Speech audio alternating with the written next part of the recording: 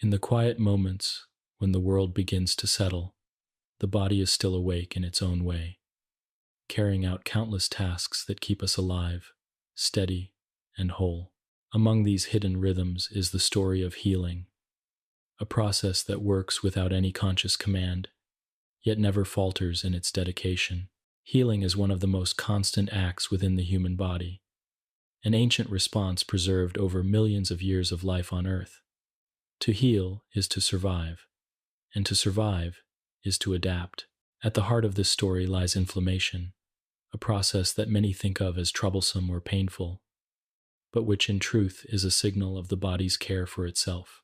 When we use the word inflammation, our minds may drift to swollen joints, a sore throat, or tender skin around a small cut.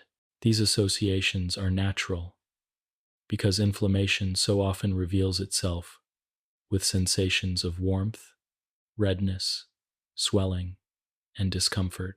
Yet these outward signs are only a surface layer of something more intricate, something that is woven into our very biology. Inflammation is not an enemy, though it can become one when it refuses to subside. At its essence, inflammation is a message, a sign that the body has detected something unusual and that it is preparing to respond. It is both alarm and answer, danger sensed and remedy initiated. If we could gently shrink ourselves to the size of a wandering cell, we would see that the body is never entirely at rest. Blood flows constantly through rivers of vessels, carrying oxygen, nutrients, and immune guardians. Every second, signals travel through these tiny pathways, ensuring that when trouble arises, help can arrive. Imagine the body as a city, quietly bustling, each organ its district, each cell a worker, each messenger a courier rushing through invisible streets. Within this city, inflammation is like the alarm bells ringing when a wall has been breached, or when damage threatens the structure. The bells are loud, sometimes uncomfortable, but their purpose is clear. They summon help. Long before humans named it or studied it, inflammation was present in the earliest forms of life. Even simple organisms had ways of responding to injury or infection, rudimentary signals that told them where to repair and how to protect. Over the slow passage of evolutionary time, these signals grew more complex, forming the sophisticated immune responses we carry today. Every fever, every swollen finger, every moment of tenderness and healing is part of this heritage. It is the body calling forth defenses that have been shaped by billions of years of living beings, struggling, surviving, and adapting to challenges. To understand inflammation as a beginning point, it helps to remember that it is a cycle. When tissue is injured, whether by a cut, a sprain, or a microscopic invader, the body senses the disturbance. Cells near the damage release signals, like small flares of chemical light, summoning immune cells to the site. Blood vessels widen, allowing more of these defenders to enter. Fluid seeps into the tissue, creating swelling that cushions and protects. Pain arises not as punishment, but as a gentle insistence. Rest now, protect this place, allow the process to unfold. Each of these early steps belongs to inflammation, and together they mark the beginning of healing. From an outside perspective, these reactions might seem excessive, even inconvenient. After all, why should a small scrape produce so much redness? Or why should a twisted ankle throb so intensely? Yet, if we look deeper, we find wisdom in the intensity. Redness comes from the rush of blood, carrying warmth, nutrients, and white blood cells that battle invading microbes. Swelling arises as fluid fills the area, isolating the injury like a protective cushion. Pain prevents us from overusing the injured part, ensuring that fragile tissue has the stillness it needs to mend. Each discomfort is in fact a safeguard, guiding us away from further harm and toward eventual repair. In this way, inflammation can be thought of as the body's voice. It speaks not in words, but in sensations. It says, "Something here is hurt. or something here is unsafe, and at the same time it whispers, help is on the way. This dual role, both warning and reassurance, makes inflammation unique. It is neither wholly pleasant nor wholly unpleasant. It is, instead, a necessary balance, a delicate orchestration that must be felt in order for healing to follow. When we shift our perspective and listen to what it is telling us, inflammation becomes less of an adversary and more of a companion in recovery. Healing itself is not instantaneous. It is a slow choreography, unfolding, step by step. Inflammation is the opening movement, the part that gathers the dancers, arranges the stage, and signals that the performance has begun. Without this opening act, the rest could not proceed. If the body tried to leap directly into repair without first clearing debris and fighting off invaders, the healing would be weak, incomplete, or easily undone. Thus, inflammation prepares the ground. It may feel fiery and uncomfortable, but it is the fertile soil in which recovery takes root. One of the most fascinating qualities of inflammation is that it happens whether or not we pay it any attention. A child scrapes a knee, and before any adult has a chance to apply a bandage, the body has already begun its work. Blood vessels widen within seconds, immune cells are called forth within minutes, and tissue repair begins quietly, without instruction. This is one of the ways the body demonstrates its wisdom, a wisdom that does not rely on conscious thought. We do not need to remind our bodies to heal. They remember on their own. It is perhaps for this reason that ancient healers noticed inflammation so early in human history. The redness, the warmth, the swelling, the pain, these signs were universal, seen across all cultures and times. Early physicians gave them names, described them in scrolls, and recognized them as a fundamental part of life. Though they did not yet know of molecules or white blood cells, they understood that these signs marked the beginning of the body's attempt to restore itself. Centuries later, with microscopes and laboratories, science confirmed what human intuition had long sensed, that inflammation is not the disease, but the body's way of responding to disease. And so, as we drift into the first gentle part of this exploration, we can think of inflammation not as an interruption of health, but as a signal of vitality. To feel the warmth of a healing cut or the tenderness of a bruised muscle is to feel the body alive, aware, and engaged in its care. It is a reminder that within us, countless unseen guardians are at work, tirelessly defending and repairing. Healing is not always comfortable, but it is always purposeful. In the quiet of this opening reflection, we find the beginning of the story, the body as a living system that does not rest, inflammation as the signal flare that guides repair, and healing as the promise that follows. With this gentle understanding, we can move forward into the deeper layers of the process, exploring the ways in which inflammation unfolds, resolves, and sometimes lingers. For now, we rest in the thought that even as we sleep, the body is awake, tending to its wounds, guarding its balance, and preserving its wholeness. 2. The first line of defense. Before inflammation begins its work, before swelling or pain signals appear, the body has other, quieter layers of protection. These are the barriers that stand at the edge of the body, marking the boundary between what belongs to us and what comes from the outside world. The most familiar of these is the skin, a surface that wraps around the entire body, shielding delicate tissues beneath from harm. Though it may seem simple when we glance at it, the skin is in fact a living organ, alive, with cells that are constantly renewing, repairing, and defending. Its outermost layer forms a tough shield against physical injury, while deeper layers maintain moisture and regulate temperature. Every day, the skin wards off countless potential threats without us ever knowing. a brush against a rough surface, a moment beneath the sun, a touch from another person. All of these encounters are softened by the skin's resilience. Yet the skin is not alone. The body also relies on mucous membranes, those softer linings found in the mouth, nose, throat, and many internal passages. Unlike the dry strength of the outer skin, these membranes are moist, creating a surface where tiny particles of dust, bacteria, or viruses can be caught and removed before they reach deeper tissues. Mucus itself may seem unremarkable, but it is a substance carefully crafted to trap invaders. Within it are enzymes and proteins that weaken microbes, breaking them down long before they have the chance to cause trouble. Alongside mucus, tiny hair-like structures called cilia sweep rhythmically, moving trapped particles away from the lungs and toward places where they can be expelled.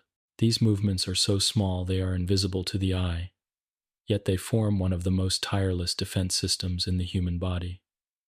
The first line of defense is not only physical, but also chemical. The body's surfaces produce substances that discourage the growth of harmful organisms.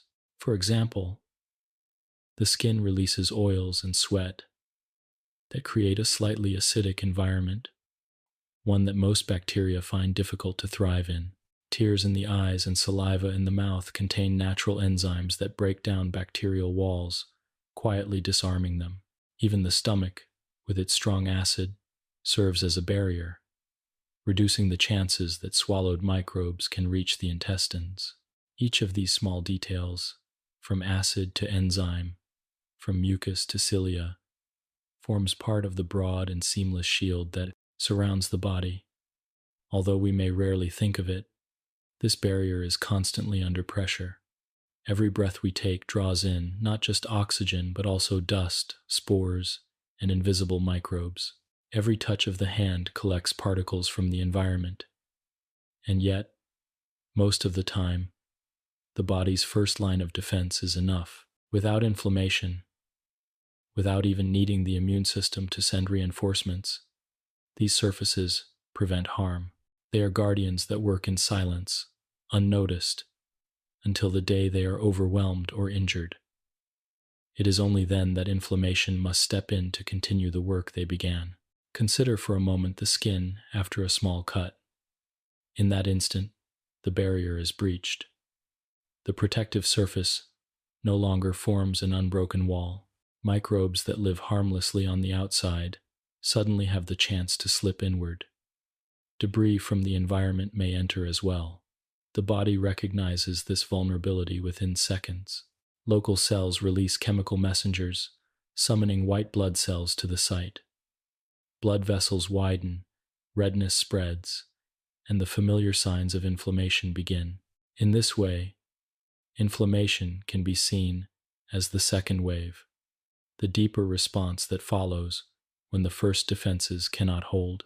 Without the skin and membranes, however, inflammation would be constant, draining, and overwhelming. The body would have no shield to reduce the number of challenges it faced. There are also more subtle aspects to this barrier system. The normal community of microbes that live on the skin and within the gut form what is sometimes called the microbiome.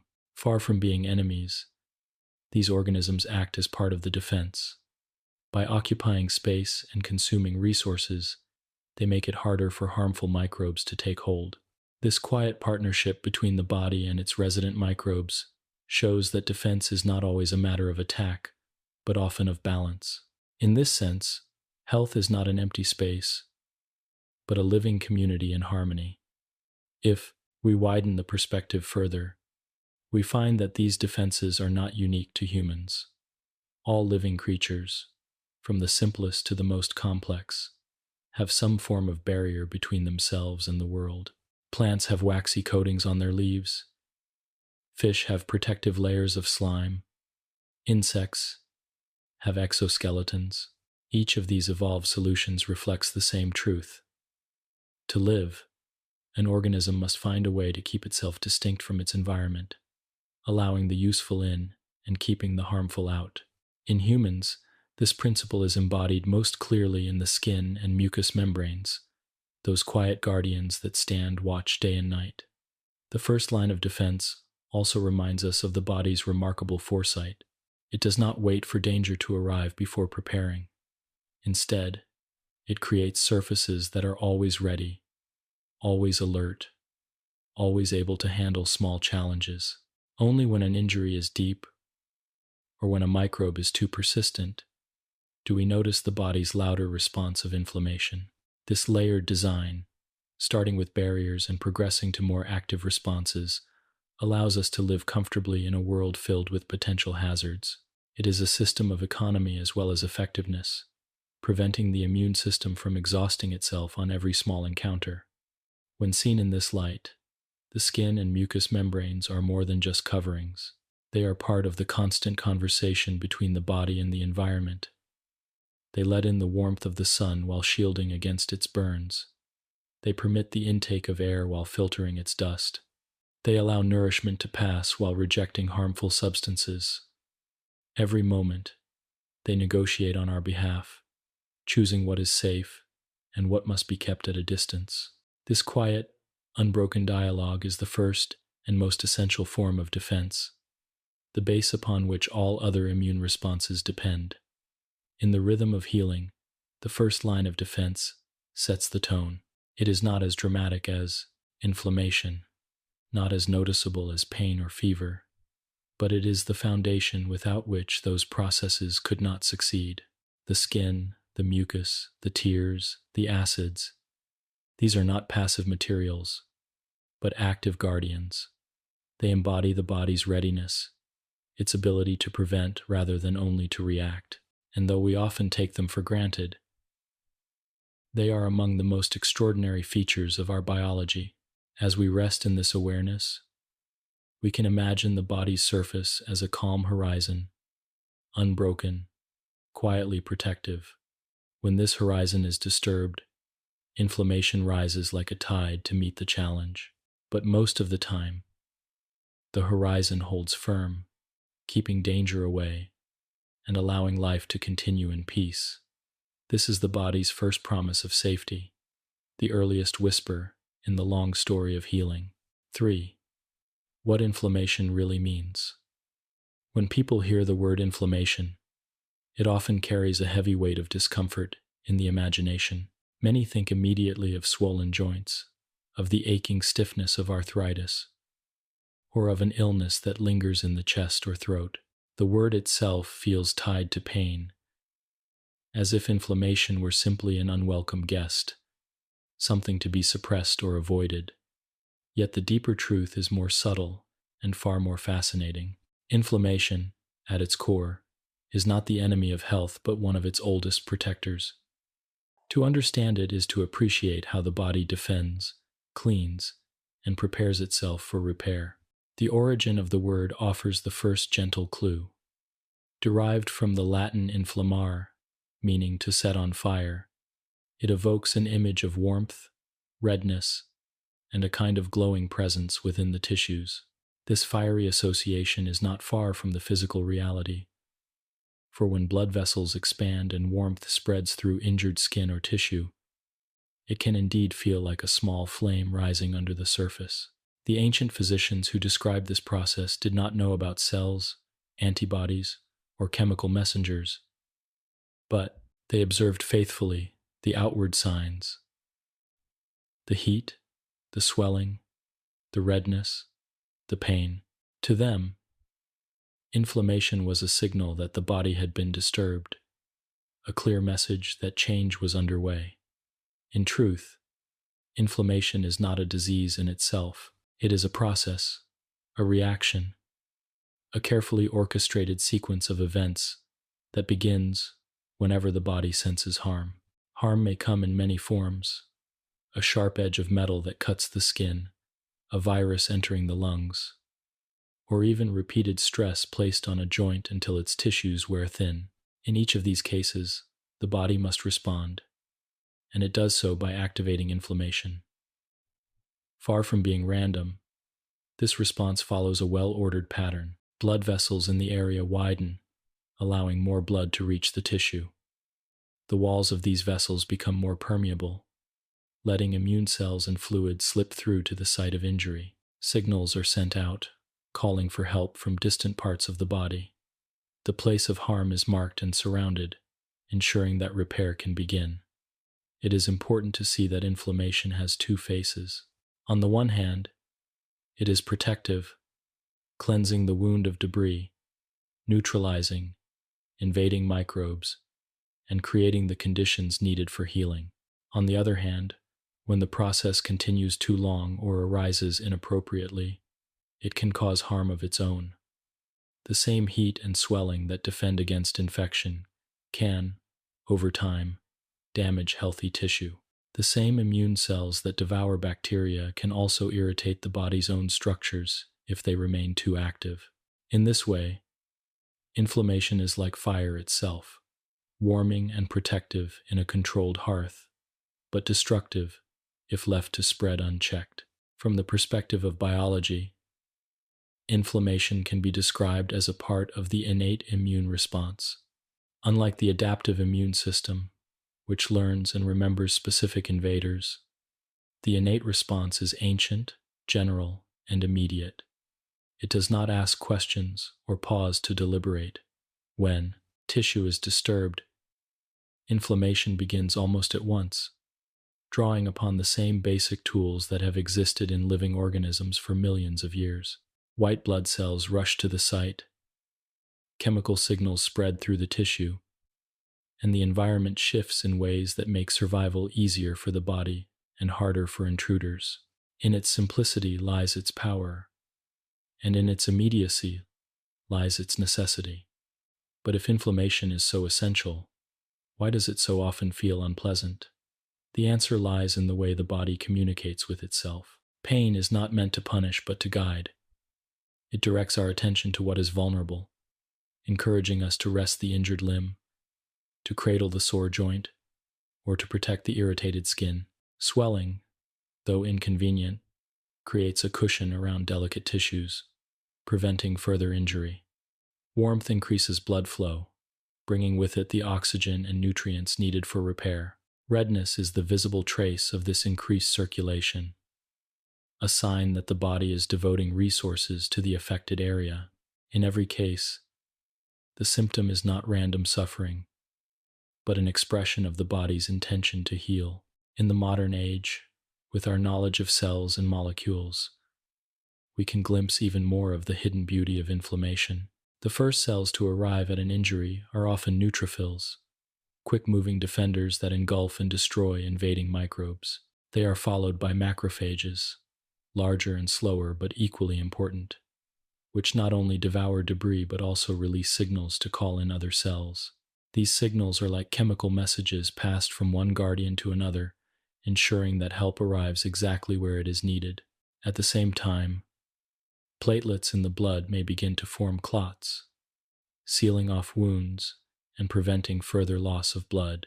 Each of these actions is coordinated not by conscious thought but by the body's innate wisdom, a wisdom that operates in silence, continuously and tirelessly.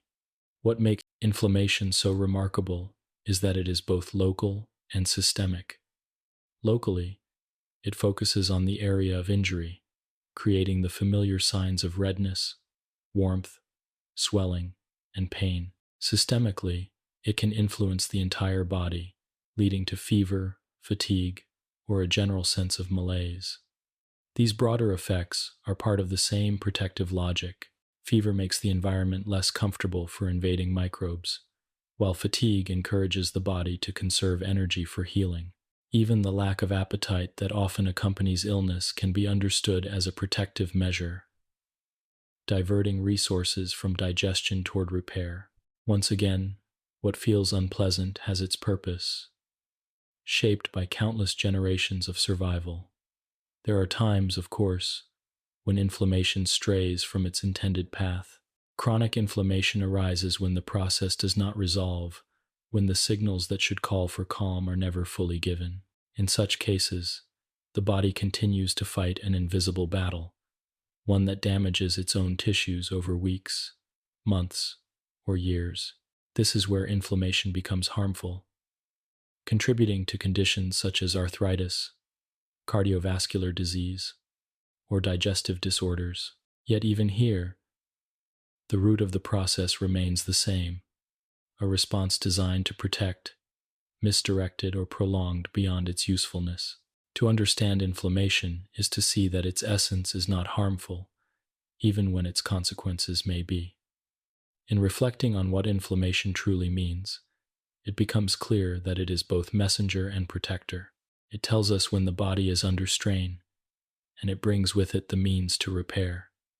It is ancient, older than thought, older than language, older than the human species itself. Every living organism has faced the need to mend itself, and in this universal need, inflammation has endured as a solution. To think of it as only pain or only illness is to miss its deeper role in the story of life. It is not the disease. It is the attempt to preserve the wholeness against the inevitabilities of harm. As we let this understanding settle, inflammation becomes less of a burden in the imagination and more of a quiet ally. Its fire is not one of destruction, but one of vigilance, burning away what is harmful and illuminating the path toward healing. To feel inflammation is to feel the body aware, alive, and engaged in its own care. It is a sign not of weakness, but of resilience. And in this light, we can begin to see each ache, each warmth, each swelling as part of the long rhythm of life, an ancient dance between injury and repair, disruption and restoration. 4. The classical signs. Long before microscopes revealed the hidden world of cells, and long before laboratories could measure chemical messengers, early physicians observed inflammation with their eyes and described it with their language. What they saw was consistent across cultures and centuries. A wound or irritated joint becoming red, warm, swollen, and painful. Sometimes, the affected part also lost its normal function. These simple observations became the framework by which inflammation was recognized, a set of signs that still guide our understanding today. The redness, the heat, the swelling, the pain, and occasionally the loss of function are not random inconveniences, but the outward expression of processes taking place deep within the tissue. Each sign is a message from the body, a trace of the invisible work unfolding beneath the skin. Redness is perhaps the easiest to notice, especially when the skin is fair or thin. It comes from blood vessels, widening and filling with a greater flow of blood. This is the body's way of delivering more resources to the injured area. The blood carries oxygen to energize cells, nutrients to sustain them, and immune cells to defend against invaders. The redness is the visible imprint of this increased circulation. It is not harmful in itself. Rather, it is evidence that the body has recognized a problem and is, quote, responding. One might imagine it as a quiet flare of color, a signal flag raised to indicate that a repair site is under construction. Closely tied to redness is heat. The warmth of an inflamed area arises from the same increase in blood flow. The blood arriving at the site carries the core temperature of the body with it, and the concentration of this flow gives the area a gentle glow of heat. To the touch, it may feel warmer than surrounding skin. This warmth is not merely a side effect. Higher temperatures create an environment less welcoming to certain microbes and can enhance the efficiency of immune cells. In this way, the warmth is both protective and purposeful, a subtle rise in local temperature designed to tilt the balance in favor of healing. Swelling, or edema, is another classic feature of inflammation. It results from fluid leaking out of the widened blood vessels into the surrounding tissue. This may sound alarming, but the process serves several purposes. The fluid dilutes any toxins that may have entered, reducing their potency. It also provides a medium for immune cells and proteins to move more freely through the tissue, allowing them to reach areas that might otherwise remain vulnerable. Swelling also forms a kind of soft cushion, creating space between damaged structures and protecting them from further strain. Though it may feel uncomfortable, especially if it restricts movement, swelling is an essential part of the protective response. It shows that the body is creating a buffer zone, a soft shield around its healing core. Pain, the most personal and unmistakable of the signs, is often what draws our attention most strongly. Pain arises in inflammation through several overlapping mechanisms. Swelling itself increases pressure on nerves, compressing them and making them more sensitive. At the same time, chemical messengers released by immune cells interact directly with nerve endings, lowering their threshold for firing signals. Even light touch can then be perceived as discomfort. Pain's role, however, is not punishment. It is guidance. By making us cautious and protective of the injured area, it prevents us from causing further harm.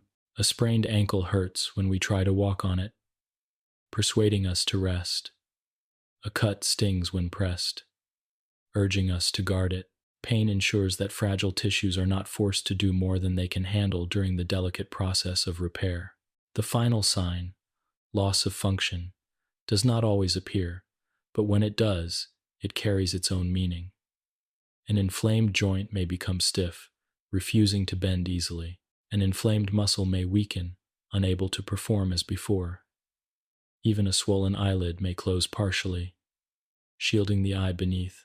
This loss of function is temporary in many cases, and it arises both from the mechanical effects of swelling and the protective signals of pain. Like the other signs, it encourages rest and stillness, creating the space needed for recovery. In some conditions, however, prolonged inflammation can lead to more lasting loss of function, showing how the same protective process can, if unchecked, begin to harm what it was meant to preserve. Taken together, these classical signs form a picture of the body in action. They are the outward face of inflammation, the visible and tangible aspects of a hidden, intricate dance of cells and molecules. Each sign is linked to the same underlying cause: the movement of blood, the release of chemical signals, and the coordinated response of the immune system. Redness, heat, swelling, pain, and loss of function are therefore not separate events, but different facets of a single process. They are the body's way of making its internal efforts visible on the surface. It is worth pausing to notice the wisdom in these signs. Redness and warmth ensure that we can easily see where the body is focusing its resources. Swelling cushions and isolates, protecting delicate tissue from further disturbance. Pain prevents us from overusing what is vulnerable, while temporary loss of function reinforces the need for rest. Each sign serves both as an indicator for us to notice and as a functional part of the healing process itself. They are not random signals, but purposeful expressions. Even in modern times, with our ability to peer into the microscopic details of inflammation, the classical signs remain relevant. Physicians still look for redness and warmth when examining an inflamed joint. They still ask about pain and check for swelling. These ancient observations continue to guide care because they remain true reflections of the body's processes. The fact that they were described thousands of years ago and still hold meaning today is a testament to their accuracy and to the constancy of the human body's responses. And so, as we reflect on these signs, we see them less as obstacles and more as messages. They remind us that the body is working, that it has recognized injury or invasion, and that it is devoting energy to repair. What may feel inconvenient or unpleasant is in fact part of a larger purpose.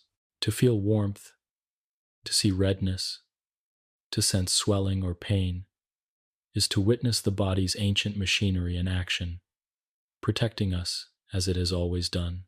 These signs, simple though they may seem, are the visible language of healing, spoken in the quiet fire of inflammation. 5.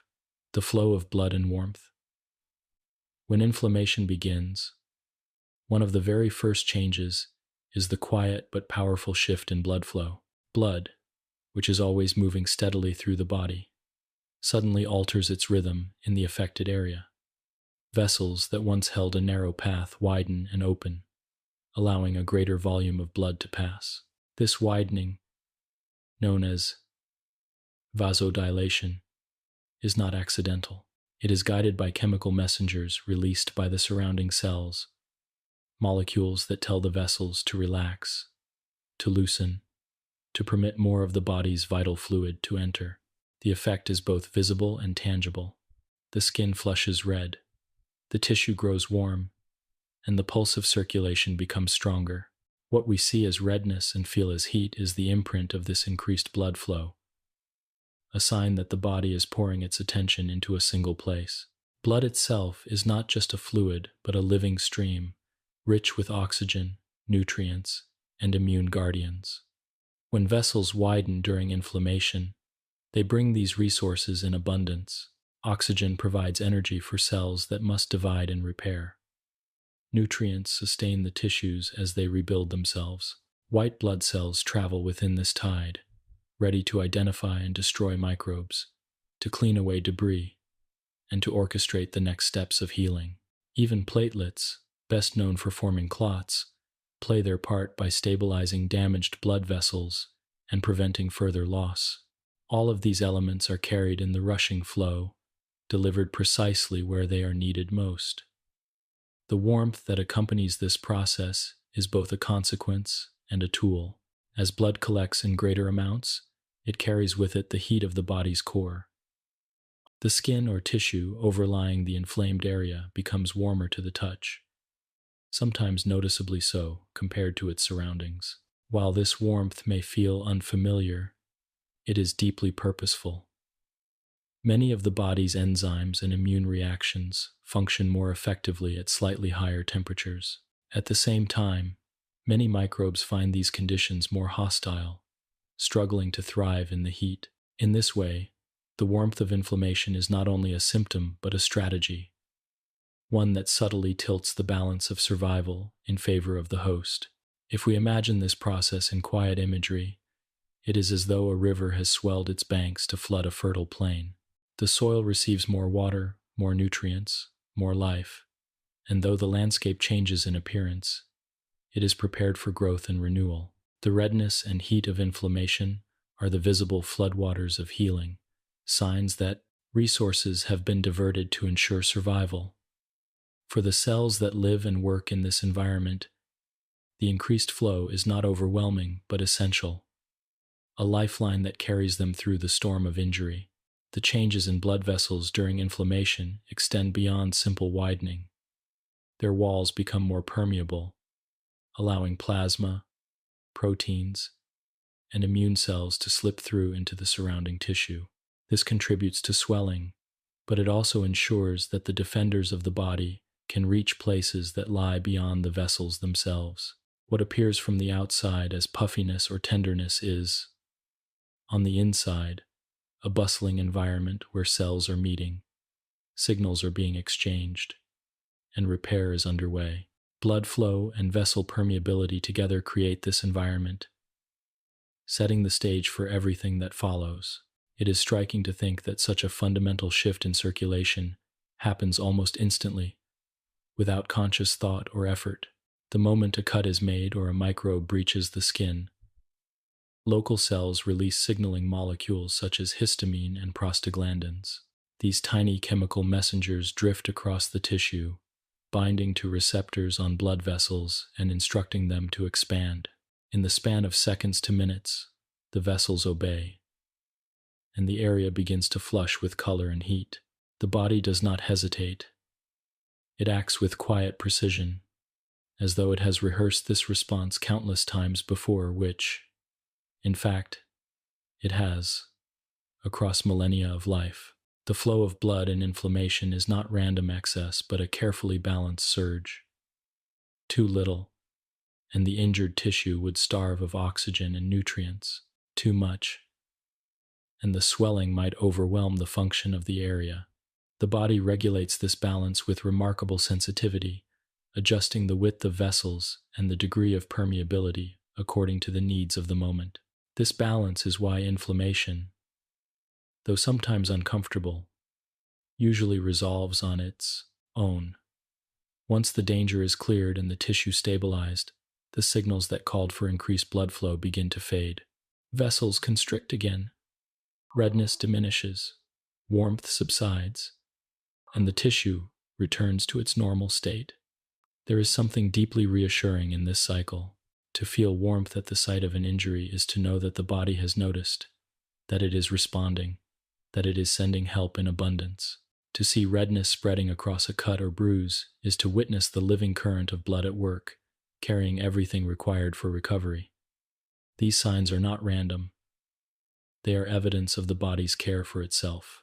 They show that life is still moving strongly within us, even in the smallest corners of tissue. When we step back to consider the role of blood more broadly, it becomes clear why its flow is so central to healing. Blood is the carrier of nearly everything essential: oxygen, glucose, amino acids, hormones, immune cells, clotting factors, and waste-removing agents. Without blood, no tissue could survive. During inflammation, the body simply increases its investment in the affected area, sending more of what is precious to ensure survival. This investment comes at a cost: swelling, heat, discomfort, but the cost is small compared to the danger of leaving an injury unattended. The body chooses generosity over stinginess, pouring resources into healing with an immediacy that is as beautiful as it is effective. In ancient medicine, the sight of redness and the feel of heat were taken as signs that the body's natural healing forces were active. Though these early observers did not know about histamine, cytokines, or white blood cells, they recognized the importance of blood in recovery. They saw that wounds that grew warm and red often healed, while those that remained pale and cold did not. In this way, their intuition aligned with modern science, which confirms that the flow of blood and warmth are essential steps in repair. Continuity between ancient observation and modern understanding is a reminder of how universal and unchanging these processes are. As the warmth of inflammation spreads gently through injured tissue, it serves as a quiet symbol of life itself. It is the body saying, "I am aware of this injury, and I am tending to it." It is the reassurance that repair has begun, that defenses are in place, and that recovery is possible. Though we may find the redness or swelling unsettling, these changes are signs of vitality, not decline. They mark the beginning of healing, not the end of health. And so, when we reflect on the flow of blood and the warmth of inflammation, we can see them as partners in a timeless dance. One brings resources, the other creates conditions, and together they prepare the ground for repair. They are the body's quiet flames, burning not with destruction, but with care. To feel their presence is to feel the pulse of healing itself, steady, purposeful, and profoundly human. 6. When we think of language, we usually imagine words spoken aloud or letters written on a page. Yet within the body there exists another kind of language, one that is silent to our ears but eloquent to our cells. It is the language of chemical messengers, the subtle exchange of signals that tells one cell what another has sensed, what it needs, and how it should respond. During inflammation, this hidden language becomes especially vivid. Cells that have been injured, disturbed, or alarmed begin to send out chemical words, messages that ripple outward into the tissue and bloodstream. Other cells, tuned to receive these signals, respond by altering their behavior, joining the collective effort to protect and heal. At the very beginning of inflammation, when a tissue is first damaged, the cells nearest to the injury are the first to speak. They release small molecules known as cytokines, along with chemokines, prostaglandins, and other mediators. To a scientist, these words may seem technical, but to the body, they are as familiar as phrases in a conversation. Each molecule carries meaning. Some say, open the blood vessels. Others whisper, call the white blood cells. Still others warn, something dangerous is here. This orchestration is precise, and the molecules are not scattered at random. They move with intention, binding to receptors on neighboring cells, changing their state, and amplifying the call for help. Histamine is one of the first voices in this conversation. Released from cells called mast cells, histamine causes nearby blood vessels to widen and become more permeable. The effect is almost immediate. More blood enters, and immune cells are able to slip through vessel walls to reach the site of injury. We experience this as redness, warmth, and swelling. But beneath these sensations lies the simple fact that histamine has spoken and the vessels have listened. Prostaglandins, another group of messengers, speak differently. They can intensify pain by lowering the threshold of nerve endings, ensuring that the injured area is protected from further harm. They can also influence fever, shifting the body's thermostat so that systemic defenses are heightened. Each molecule, each phrase of this chemical dialogue has its place in the story. Cytokines themselves form an immense vocabulary. These small proteins can signal for inflammation to grow stronger, summoning more immune cells, or they can call for resolution, easing the process once the danger has passed. Their voices are nuanced, sometimes stimulating, sometimes calming, always attuned to balance. A well-known group of cytokines, called interleukins, allows immune cells to converse across distances, coordinating their movements and activities. Another, known as tumor necrosis factor, acts like a sudden alarm, mobilizing cells with urgency when threats are detected. Through these signals, inflammation unfolds not as chaos but as communication, with each cell contributing to the larger harmony. The language of cells is not only about summoning reinforcements, it is also about direction and guidance.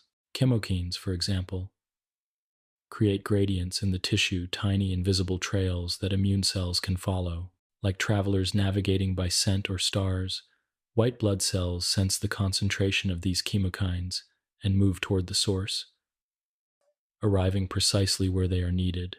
This ability, called chemotaxis, is one of the most remarkable features of the immune system. It ensures that cells do not wander aimlessly, but instead reach the site of injury or infection with efficiency. In this way, the body speaks not only to gather its defenders, but also to guide them along the correct path. What makes this language especially powerful is its speed. Within moments of injury, signals are released. Within minutes, neighboring cells have altered their behavior. Within hours, waves of immune cells have arrived. All of this happens without our conscious awareness, without any decision on our part. It is the body's own native tongue, spoken fluently by every cell, understood without hesitation. Even as we sleep, the conversation continues, guiding healing through the night. The language of inflammation is also layered, with messages exchanged not just locally but throughout the body.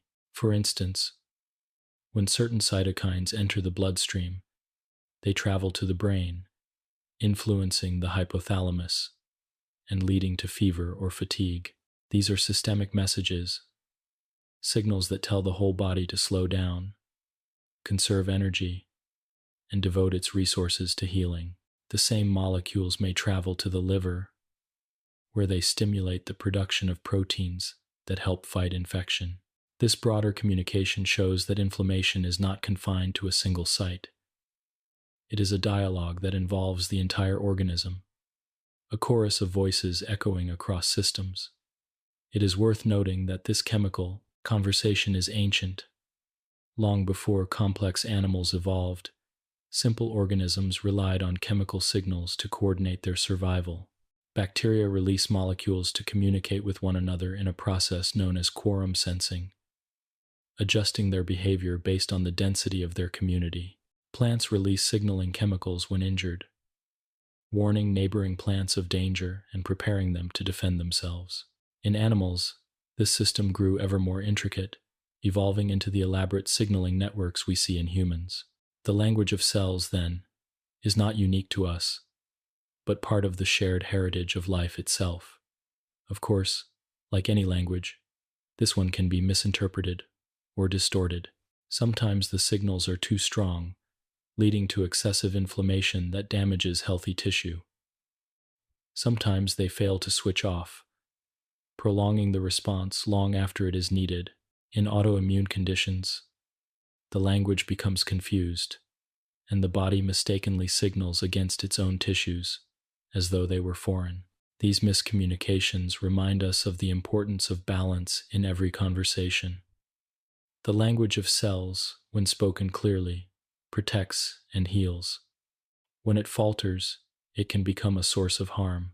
Yet even with these complexities, the underlying beauty of this system remains. The fact that invisible molecules can pass from one cell to another, altering behavior, summoning help, guiding repair, and eventually calling for peace, is extraordinary. It is a reminder that the body is not a collection of isolated parts, but a community, a living society of cells, bound together by constant dialogue. Each cell knows how to speak and how to listen, and in this mutual exchange, life sustains itself. When we reflect on the language of cells and inflammation, we begin to see our bodies not as silent structures but as vibrant conversations. Redness, warmth, swelling, and pain are the surface expressions of this deeper dialogue. They are the translations of molecular messages into human experience. And just as we might find comfort in the words of a friend during times of difficulty, we can find comfort in knowing that our cells are speaking to one another with urgency and care whenever injury arises. Their voices are ancient, precise, and ceaseless, guiding us back toward balance. As we rest with this thought, the complexity of inflammation softens into simplicity. It is, at its heart, communication. It is the body's way of ensuring that no cell is left unaware, no tissue unsupported, no injury unattended. In the quiet symphony of molecules and receptors, the language of healing is spoken, and though we cannot hear it with our ears, we feel its presence in the warmth of recovery and the gradual return of strength. It is a conversation without words, yet it speaks volumes about the resilience and wisdom of life. 7. White blood cells in action. When inflammation begins its work, one of the most important events is the arrival of the body's defenders. The white blood cells, they are the quiet guardians of our internal world, always circulating, always prepared to respond when harm is sensed. Unlike red blood cells, which carry oxygen steadily with each heartbeat, white blood cells are soldiers, messengers, and cleaners all at once. They travel through the bloodstream in relatively small numbers, but when called upon, they can increase in great waves, gathering at sites of injury or infection with astonishing speed. Their movements are not random. They are directed by the chemical signals released during inflammation, following invisible trails that guide them exactly where they are needed most. The first of these defenders to arrive are usually neutrophils, a type of white blood cell that makes up the majority of the immune army. Neutrophils are fast, efficient, and short-lived, arriving at the scene within minutes to hours after inflammation begins. They are like scouts rushing ahead, reaching the site quickly to assess the situation. Once there, they engulf bacteria and debris, breaking them down with powerful enzymes. This process, called phagocytosis, is one of the most ancient and reliable defenses in biology. Neutrophils sacrifice themselves in the process, releasing their contents to destroy invaders and prevent infection. Their lives are brief, often lasting only a few days. But in that time they perform a service that is essential for survival. Following the neutrophils come the macrophages. larger and longer-lived cells, whose name means big eaters. These cells not only continue the work of engulfing microbes and debris, but also take on the role of coordinators. They release chemical signals that influence other immune cells, deciding whether the inflammation should grow stronger or begin to calm. Macrophages can shift between two modes: one focused on fighting and destruction, the other on repair and resolution. In this way, they act as both warriors and healers, adapting their behavior to what the body needs most at any given time.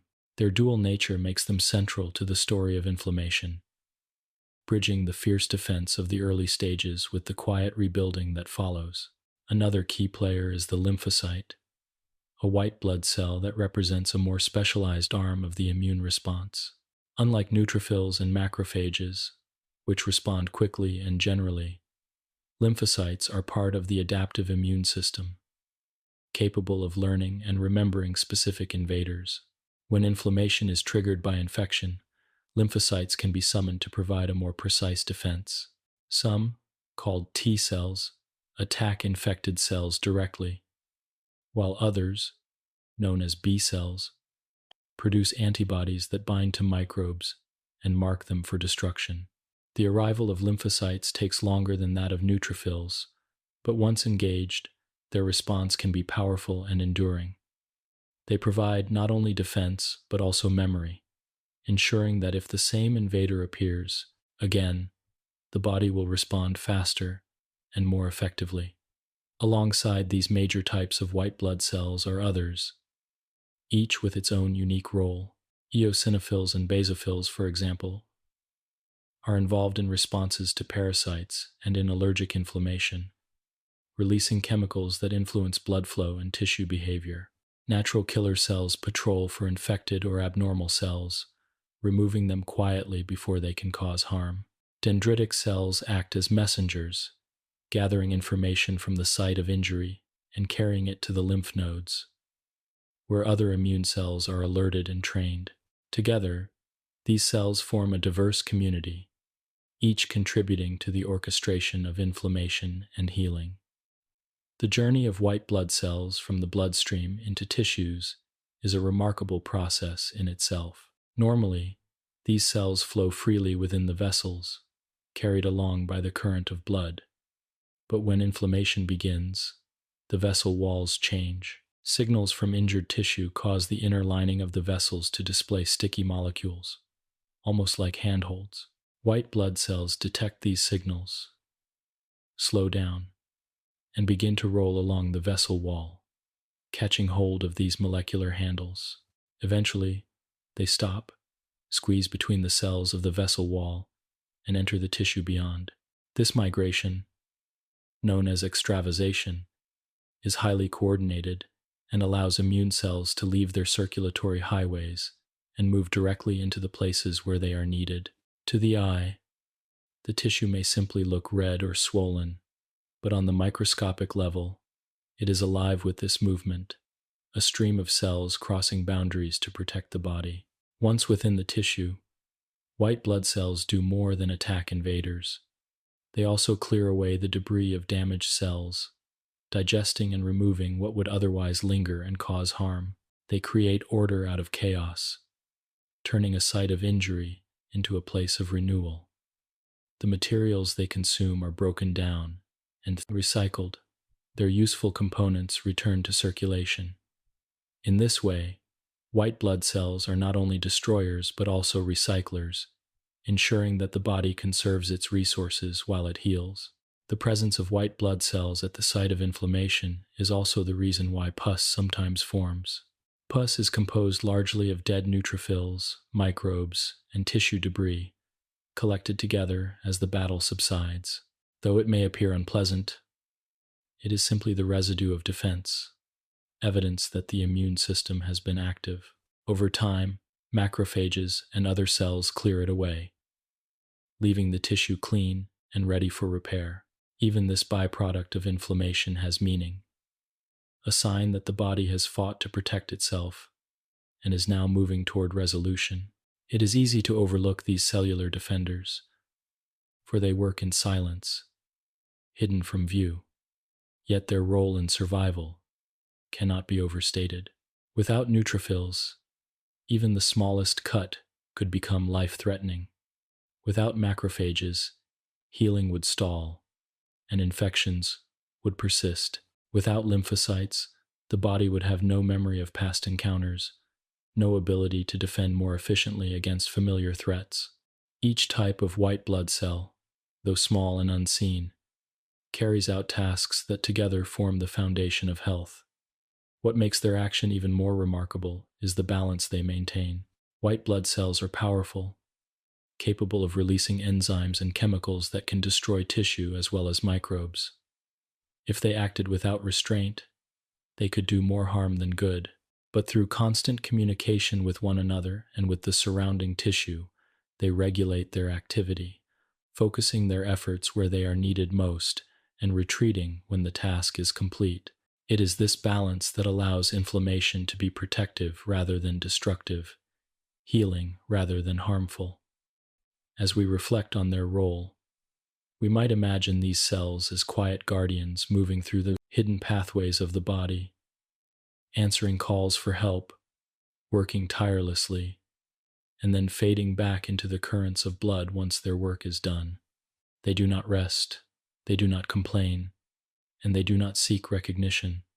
They simply act, carrying within them the wisdom of countless generations of life. To know that such guardians move within us at all times is a comforting thought, a reminder that even when we are unaware, the body is watching, protecting, and tending to itself. In the broader story of inflammation, the arrival of white blood cells is one of the central chapters. They are the actors who step onto the stage when the alarm is sounded, performing their roles with precision and dedication. Their movements bring the redness, the swelling, and sometimes the pain that we associate with inflammation. But beneath these signs lies the deeper truth. They are the agents of healing, the keepers of balance, and the defenders of life. In their action, silent and unseen, the body shows its greatest strength, the ability to care for itself, to repair what is broken, and to endure. 8. Acute inflammation explained. When the body encounters sudden harm, whether from a cut on the skin, a bruise, or the invasion of a virus, it does not hesitate. It responds immediately with a process known as acute inflammation. The word acute here refers not to the intensity of pain, but to the short duration of the event. Acute inflammation is fast, decisive, and purposeful. It arises quickly, does its work, and then recedes, leaving behind an environment prepared for repair. Unlike chronic inflammation, which lingers and slowly undermines health, acute inflammation is a friend, an ally, a carefully timed defense that allows healing to begin. The sequence of events in acute inflammation follows a familiar path, one that has been repeated countless times in every living human. Imagine a small cut on the finger. Within moments, cells at the edges of the wound release chemical messengers that spread like ripples in water. These messengers summon white blood cells, cause nearby blood vessels to widen, and signal the immune system that a breach has occurred. Almost immediately, blood rushes into the area, bringing with it oxygen, nutrients, and defenders. The cut becomes red and warm, swollen with fluid and perhaps tender to the touch. These are the outward signs of the inward process, the visible evidence that acute inflammation has begun its work. The earliest goal of acute inflammation is containment. A cut exposes the body to bacteria and debris, and the immune system must ensure that these do not spread unchecked. Blood clotting begins within minutes, forming a barrier that seals the wound and prevents further loss. Neutrophils, those fast-moving white blood cells, arrive soon after, squeezing through vessel walls and into the tissue. They engulf microbes, break down debris, and release enzymes that neutralize threats. Their activity is intense but short-lived. like a team of firefighters rushing into action, extinguishing danger before it spreads. In doing so, they sacrifice themselves, but their sacrifice is not in vain. It is the foundation of protection. As the first wave of defenders subsides, macrophages enter the scene, larger and more versatile. These cells continue to clear debris but also act as coordinators. They release signals that recruit additional immune cells if needed. Or, if the danger is passing, they call for resolution. Their ability to shift from attack to repair is what makes them so essential in acute inflammation. They know when to fight and when to heal, ensuring that the body does not remain in a state of alarm longer than necessary. The swelling that accompanies acute inflammation serves multiple purposes. It cushions the injured tissue, creating space for cells and proteins to move into the area. It dilutes toxins, reducing their ability to cause harm. It also ensures that immune cells can reach every corner of the injured site, flushing through the tissue like a tide. Though swelling can feel uncomfortable, it is a reminder that the body is actively working to contain and repair. The tenderness we feel when we touch the area is the body's way of telling us to be careful, to give the tissue rest while it heals. One of the most striking aspects of acute inflammation is its timing. It does not linger indefinitely. The body knows that once the danger is controlled, the response must be turned off. Chemical signals are released to calm the immune cells. Blood vessels begin to return to their normal state, and the excess fluid is reabsorbed. Within days, the redness fades, the swelling subsides, and the tissue begins to rebuild itself. Fibroblasts, a type of cell that produces connective tissue, arrive to lay down new fibers, stitching the wound from within. Small blood vessels grow into the area, providing nourishment for the rebuilding tissue. Slowly, the balance shifts from defense to renewal. Examples of acute inflammation can be found in nearly every part of life. A scraped knee, a sore throat from a passing infection, or the swelling that follows a twisted ankle, all are familiar experiences. In each case, the process is the same: a rapid, coordinated response that contains harm, removes danger, and initiates repair. Even the common cold is a reminder of this process. The runny nose, the slight fever, the fatigue, all are signs that acute inflammation is at work, mobilizing defenses and restoring balance. Though these experiences may feel unpleasant, they are not signs of weakness but evidence of resilience. The beauty of acute inflammation lies in its balance. It is neither too weak nor too strong, neither too brief nor too long. It is carefully tuned to the scale of the injury or infection, expanding as needed and retreating when its work is done. This balance is what allows the body to survive in a world filled with constant challenges. Without acute inflammation, even the smallest cut or infection could become life-threatening. With it, the body can heal quickly and quietly, often without us giving it more than a passing thought. Science has revealed the microscopic details of this process, but the essence remains simple. Acute inflammation is the body's immediate, short-term defense. It is a process shaped by evolution to be fast, effective, and temporary. Its purpose is not only to fight, but also to prepare the ground for healing. It clears away the old and the damaged, lays down the conditions for renewal, and then steps aside so that repair can proceed. It is easy to take this process for granted, to notice only the discomfort of swelling or the irritation of pain. But if we pause to reflect, we can see acute inflammation as a gift, a built-in guardian that works tirelessly without our command. It is the reason wounds close, the reason infections pass, the reason our bodies remain whole, despite the countless small injuries we face each day. It is not the fire of destruction, but the flame of renewal, burning briefly to protect and then fading so that life can continue in peace. As we think gently of acute inflammation, it becomes clear that it is not an enemy but a friend. It is the body's way of answering harm with care, of turning injury into healing, of ensuring that life continues with strength. To see redness, to feel warmth, to notice swelling and tenderness, these are not signs of decline but of protection. They are reminders that even in moments of harm, the body is already moving toward recovery. Acute inflammation is the quiet guardian of health, present in every scrape, every bruise, every sore throat, guiding us steadily back to balance. 9. Chronic inflammation explained. While acute inflammation is brief, purposeful, and ultimately restorative, chronic inflammation is something altogether different. It is a state in which the body's alarm bells never fully quiet, a lingering hum of activity that continues long after the original need has passed. Where acute inflammation is like a sudden fire that burns brightly and then fades once the danger is gone, chronic inflammation is more like a smoldering ember, glowing quietly, persisting over time, and slowly affecting the surrounding landscape.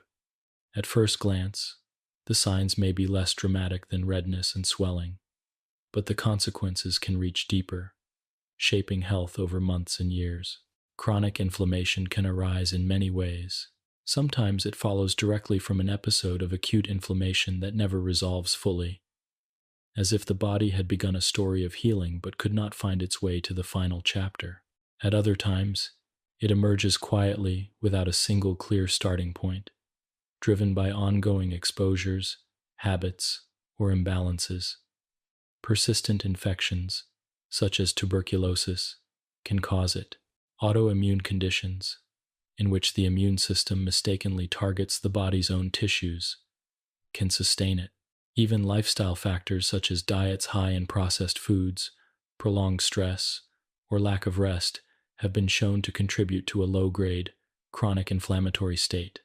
Unlike acute inflammation, which is swift and temporary, chronic inflammation can last for months, years, or even decades.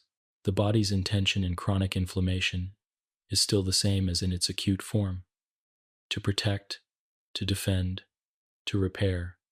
But here, the process does not find its resolution.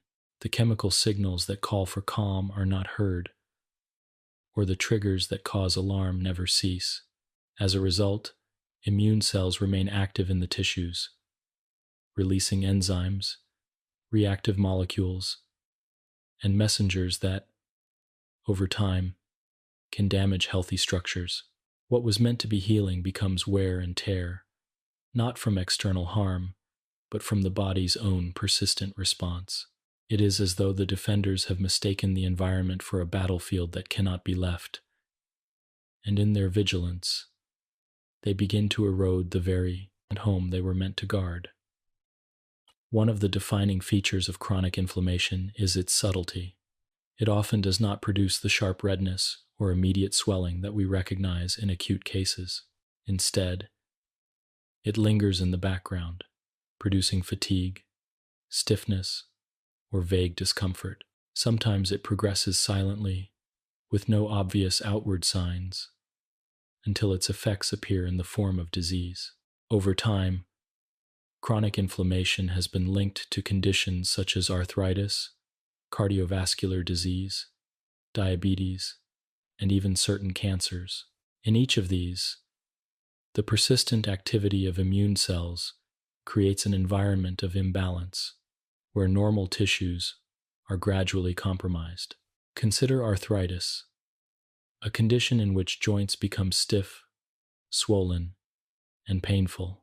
In autoimmune forms like rheumatoid arthritis, the immune system treats the lining of the joints as though it were foreign, summoning white blood cells that release enzymes and inflammatory mediators. The result is chronic inflammation within the joint, leading not only to pain but also to gradual erosion of cartilage and bone. The body believes it is protecting itself, but in reality, it is harming its own foundation.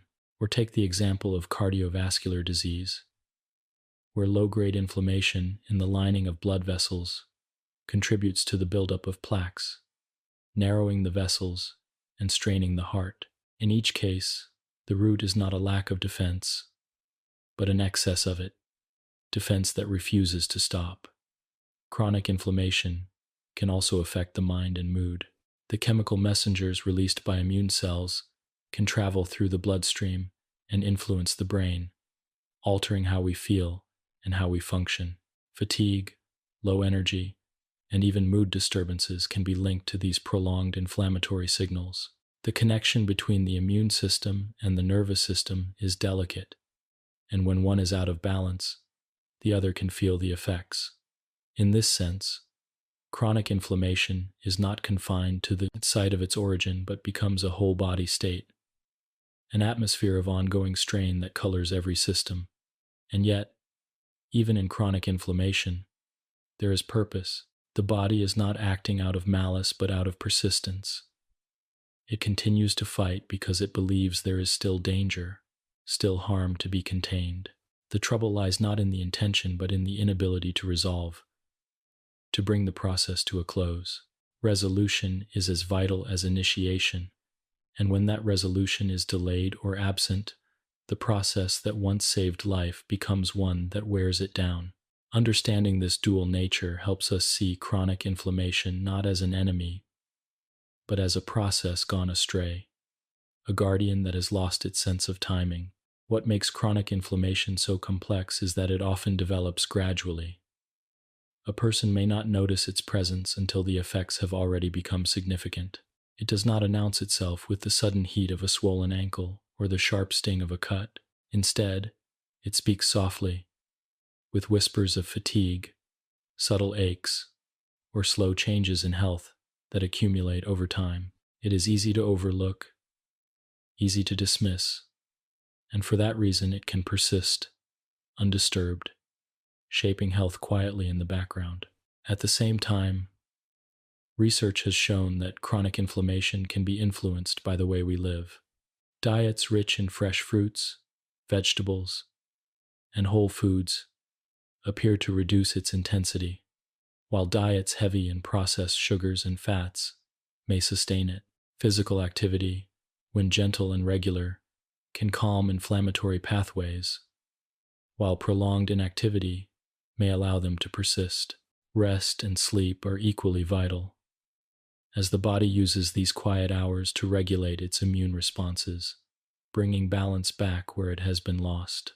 Stress, too, plays a role, for when the mind is tense, the body's chemistry reflects that tension, often in the form of prolonged low-grade inflammation.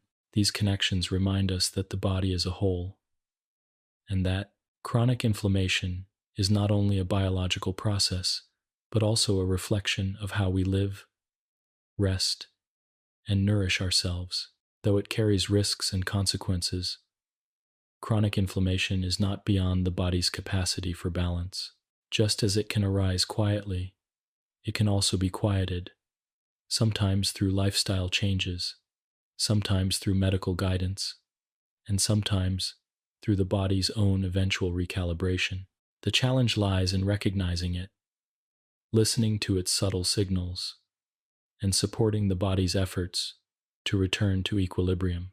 It is a process that, though prolonged, still holds within it the potential for resolution.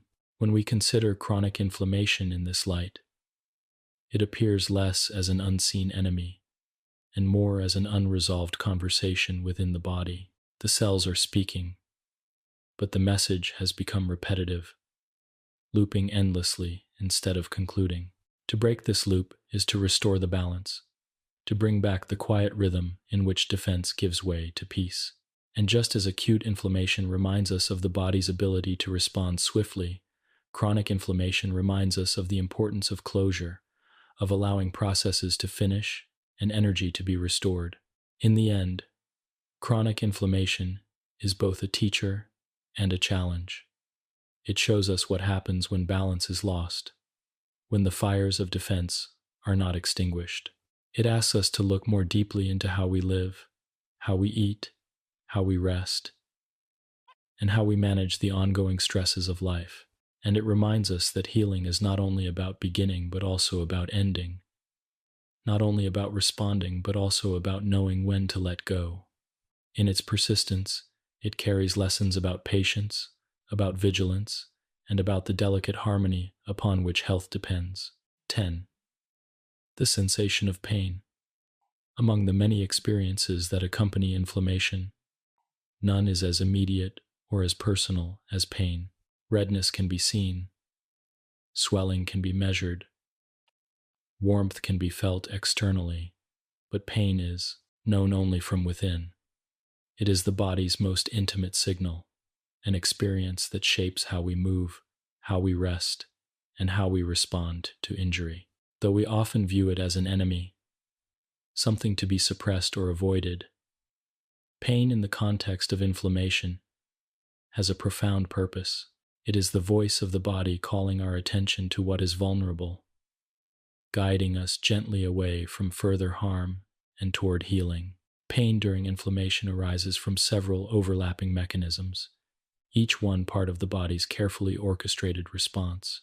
As blood vessels widen and fluid seeps into the tissues, pressure increases around the delicate nerves that weave through every organ and layer of skin. These nerves, compressed and stretched, send signals to the brain that something is amiss. At the same time, immune cells release chemical messengers such as prostaglandins and bradykinin that interact directly with nerve endings, lowering their threshold for activation. In other words, they make the nerves more sensitive, so that even gentle movements or light touches can trigger the sensation of pain. This increased sensitivity, though unpleasant, serves a vital role. It ensures that the injured area is protected, that it is given time to rest, and that we remain aware of its fragility. To feel pain is to be reminded that we are alive, that our bodies are connected in a web of sensation designed not to punish us but to preserve us. Consider the twisted ankle that throbs when we try to walk on it. The pain does not exist to make us suffer without reason. It exists to prevent us from placing weight on an unstable joint, thereby avoiding further damage. Or think of the cut finger that stings when pressed. The sting is not cruelty. It is instruction, telling us to shield the wound and allow it time to close. Even the dull ache of a sore throat is a reminder to rest the voice, to let the body's defenses work in peace. In every case, pain communicates boundaries, guiding us away from actions that might deepen injury. What is remarkable is how the body can translate microscopic events into such vivid experiences.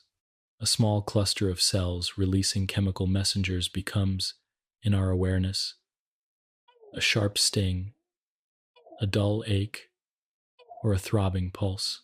The nerves that carry these signals are finely tuned, capable of distinguishing not only intensity but also character. Some pain is sharp and immediate, like the quick sting of a needle. Other pain is deep and lingering, like the slow throb of a bruise.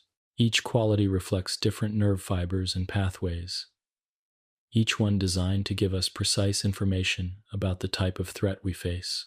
This detail shows that pain is not random but specific, part of a system that has been refined over millions of years to guide behavior in ways that enhance survival. Pain also has a temporal rhythm. In the earliest moments of injury, it can be sharp and intense, demanding immediate attention. As inflammation continues, the pain often shifts to a duller, more constant ache, a reminder that the area remains fragile even if the initial danger has passed. This rhythm allows the body to capture our awareness first urgently, then persistently, ensuring that healing has the time it requires. Only once the process of repair is underway and the inflammation subsides do the nerves return to their normal thresholds, allowing the sensation of pain to fade. The relief that follows is not only physical but also emotional, a signal that the body has restored balance. There is also a psychological dimension to pain, for it does not exist in isolation from the mind.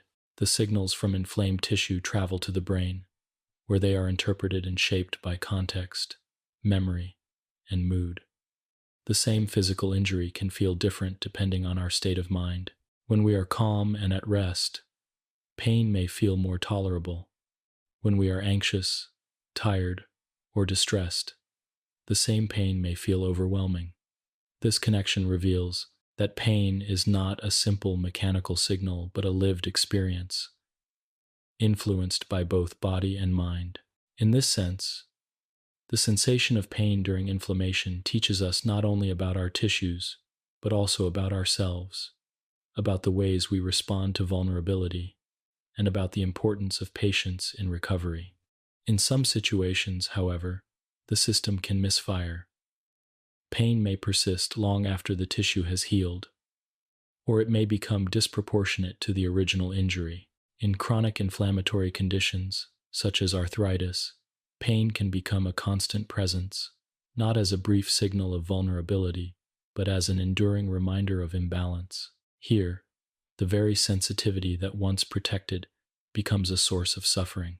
Yet even in these cases, the origin of pain remains the same: an overactive dialogue between nerves and immune cells, a system designed to protect but caught in repetition. To understand this is to see that even when pain becomes excessive, its root is still tied to the body's intention to defend. Despite its challenges, pain remains one of the body's most important teachers. It teaches us caution, urging us to slow down, to rest, to attend to what is fragile. It teaches us humility, reminding us that we are not invincible, that our bodies need care and time to repair. It even teaches us gratitude, for the fading of pain is often the clearest signal that healing has taken place. In this way, pain is not only a biological process but also an experience that shapes our relationship with our bodies and with life itself. If we look at the role of pain through the lens of evolution, its value becomes even clearer. Organisms that could feel pain were more likely to avoid harmful situations, to protect injuries, and to survive long enough to reproduce. Pain, unpleasant as it may be, has been one of the great preservers of life. It is woven into our biology not as an accident but as a necessity. Every time we recoil from a flame, shield a bruised limb, or rest a weary body, we are enacting a wisdom that has been built into us by countless generations of living beings before us. And so, though we often think of pain as an unwelcome companion, we can also see it as a guide. In the story of inflammation, pain is the body's way of speaking directly to us, in a language that cannot be ignored. It is the body's request for gentleness, for patience, for protection. To listen to it is to honor the process of healing, to recognize that the body is not working against us but for us, always seeking to preserve what is whole. As the pain of inflammation eventually recedes, it leaves behind not only repaired tissue but also a deeper awareness of the body's resilience. We emerge reminded of the delicate balance within us, of the signals that guide us toward health, and of the quiet strength that lies in every cell. Pain may be sharp, persistent, or heavy, but at its heart, it is a message of care, a reminder that the body is alive, attentive, and always moving toward restoration. 11. Swelling and protection. When we picture inflammation, one of the clearest images that comes to mind is swelling, a twisted ankle that balloons, a finger that thickens after a cut, or a knee that grows round and full after a fall. These are everyday examples of how the body responds to harm. Swelling, or edema, as it is called medically, is the visible sign of fluid building within the tissues. Though it may appear troubling, and though it can bring discomfort, swelling has deep meaning within the story of inflammation. It is not a random occurrence, but a carefully orchestrated part of protection and healing, one that has accompanied life since its earliest beginnings. At its simplest, swelling arises when blood vessels in the affected area become more permeable. During inflammation, signals from injured cells and immune mediators tell the vessel walls to loosen slightly, creating tiny spaces through which fluid and proteins can escape into the surrounding tissue. What seeps out is not just water, but plasma, rich with nutrients, clotting factors, and antibodies. This fluid fills the interstitial spaces, the small gaps between tissue cells, producing the visible puffiness we recognize as swelling. From the outside, it may look like a burden, but within, it is a delivery system, bringing supplies directly into the damaged landscape where they are most needed. The protective value of swelling can be seen in many ways. First, the increased fluid acts as a cushion. By expanding the tissue, it creates space around injured structures, absorbing shock and reducing the risk of further mechanical damage. Just as padding can protect a fragile object in a box, the fluid protects delicate cells from sudden pressures. This cushion is particularly important in joints, where movement could otherwise grind damaged tissues together and worsen the injury.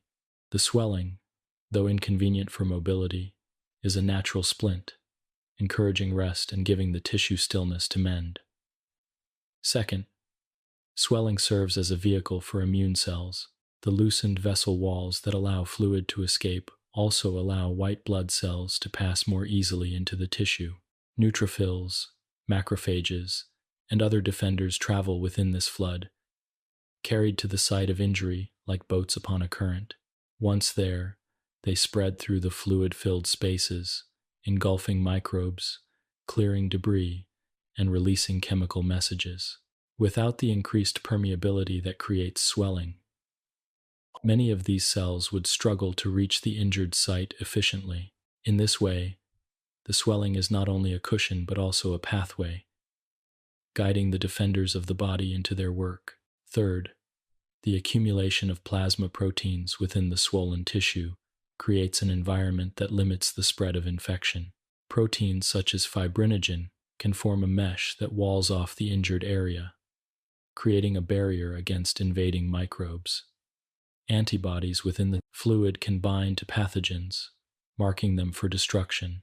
By concentrating these factors in the swollen tissue, the body increases its chances of containing the problem locally, preventing it from spreading to other regions. The swelling, then, is a form of isolation, a protective cordon that allows the body to focus its defenses precisely where they are needed. To the person experiencing it, swelling may feel restrictive. Shoes may no longer fit around a swollen ankle. Rings may tighten uncomfortably around a swollen finger, and movement may feel heavy or clumsy. Yet these inconveniences, too, serve a purpose. By making ordinary actions more difficult, swelling encourages rest. A swollen joint resists bending, a swollen limb resists weight-bearing, and in resisting, they subtly guide the person to reduce strain. In this sense, swelling is part of the same protective message as pain, a reminder to slow down, to shield the vulnerable area, and to give time for healing. There are many familiar examples of swelling in everyday life, and each reflects the same underlying principle.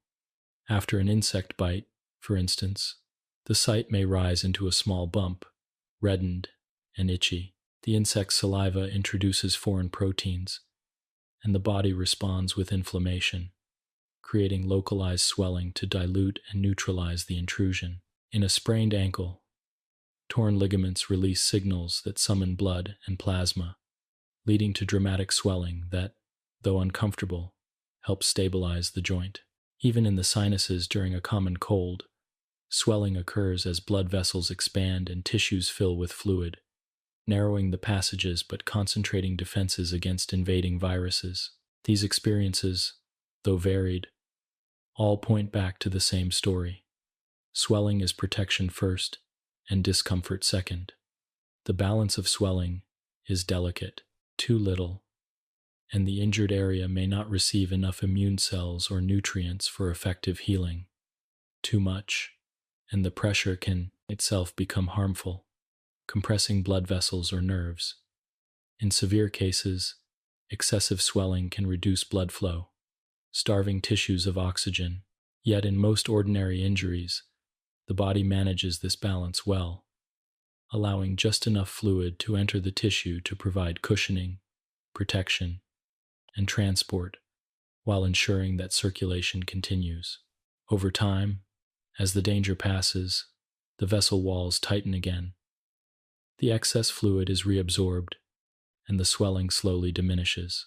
What was once puffy and tense softens, leaving behind repaired tissue and restored function. It is worth reflecting that swelling is a deeply ancient strategy. In the natural world, countless creatures rely on similar processes to protect themselves. Even plants, when injured, can swell at the sight of harm, filling cells with extra fluid to isolate the damaged region. In animals, this response has been preserved and refined, becoming one of the core features of inflammation. It is not an accident or an imperfection, but an essential part of how life defends itself against constant challenges. In chronic conditions, however, swelling can take on a different character. In arthritis, for example, joints may remain swollen for long periods, the fluid collecting not as a brief cushion, but as a persistent reminder of imbalance. Here, the same process that is protective in the short term becomes burdensome over time. Yet even in these cases, swelling remains a reflection of the body's attempt to defend and contain. It is the persistence, not the process itself, that causes difficulty. If we shift our perspective, swelling can be seen less as a nuisance and more as a quiet guardian. It is a soft shield, a fluid barrier, a cushion of care. It appears quickly, stays as long as it is needed, and fades once its work is complete. Though it may inconvenience us in the moment, it is a sign that the body has recognized harm and is taking steps to protect itself. The very puffiness that frustrates us, when we cannot wear a shoe or bend a joint, is the body's way of saying, I am tending to this place, do not disturb it. As the swelling gradually resolves, we are left with not only repaired tissue but also a sense of the body's wisdom. It reminds us that protection is not always comfortable, that healing often involves processes that seem inconvenient on the surface, but serve profound purposes underneath. Swelling, in all its quiet insistence, is one of those processes. It is both shield and signal, both burden and blessing, a testament to the body's constant vigilance and care. 12.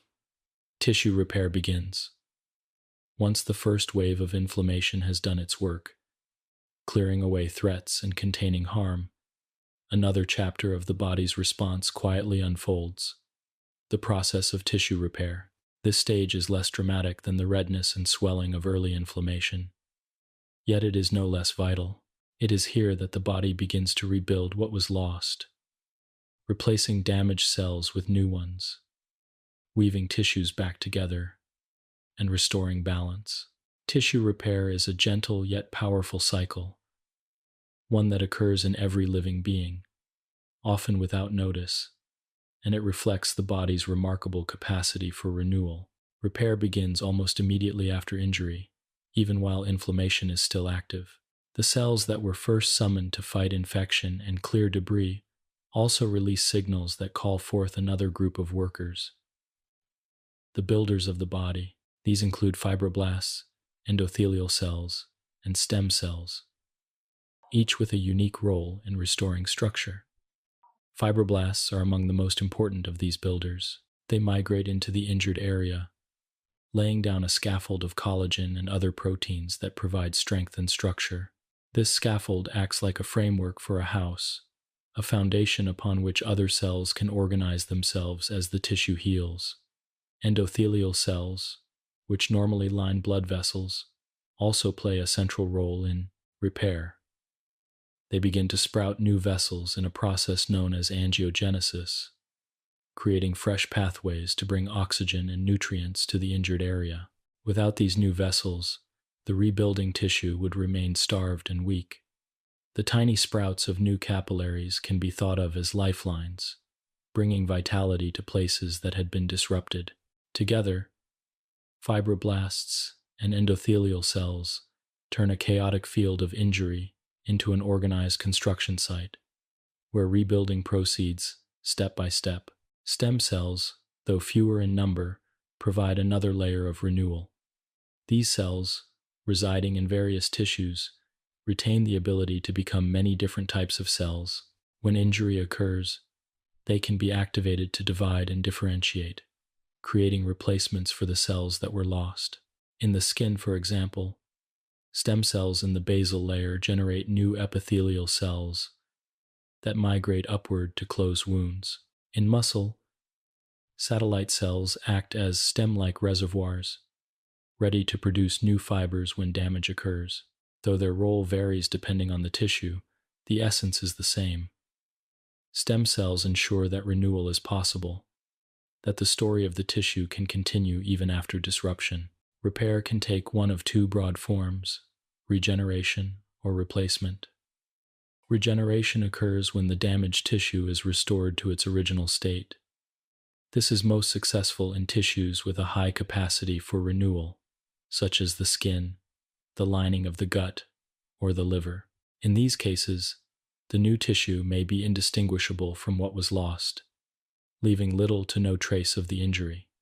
Replacement, on the other hand, occurs when regeneration is incomplete or not possible. Here, the gap is filled with fibrous tissue, forming what we recognize as scar tissue. Though scar tissue lacks some of the function of the original, it provides strength and stability, ensuring that the body remains intact. Both forms of repair reflect the body's wisdom. When perfection is possible, it regenerates, and when it is not, it patches with resilience.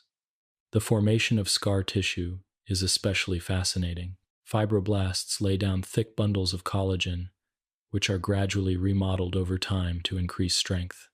At first, the scar may appear red and raised, reflecting the presence of many new blood vessels and an abundance of collagen. With time, it becomes paler and flatter as the vessels recede and the collagen aligns more neatly. Though scar tissue may not have the same flexibility or specialized function as the original, it is not a sign of failure. It is a record of survival, a mark that the body has chosen preservation over loss. Each scar, no matter how small, is a quiet testament to the body's ability to endure. The process of tissue repair is not only structural but also functional. As new cells grow, they must integrate into the existing network, restoring not just the form, but also the activity of the tissue.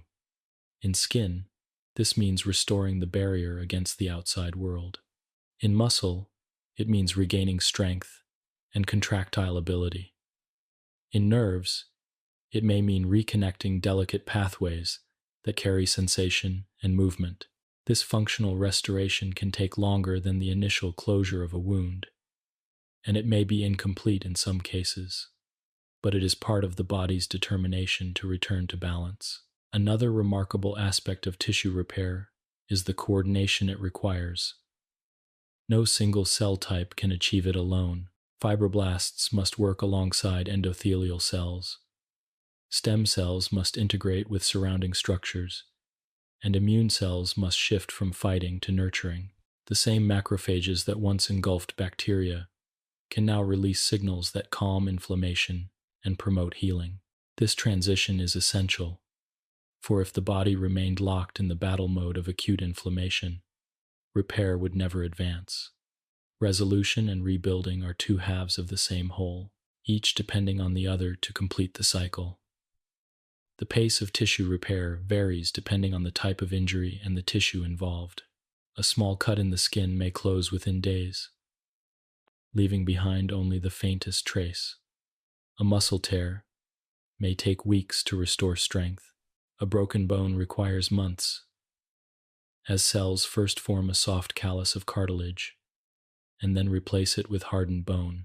Some tissues, such as the nervous system, repair slowly or incompletely, reflecting their complexity.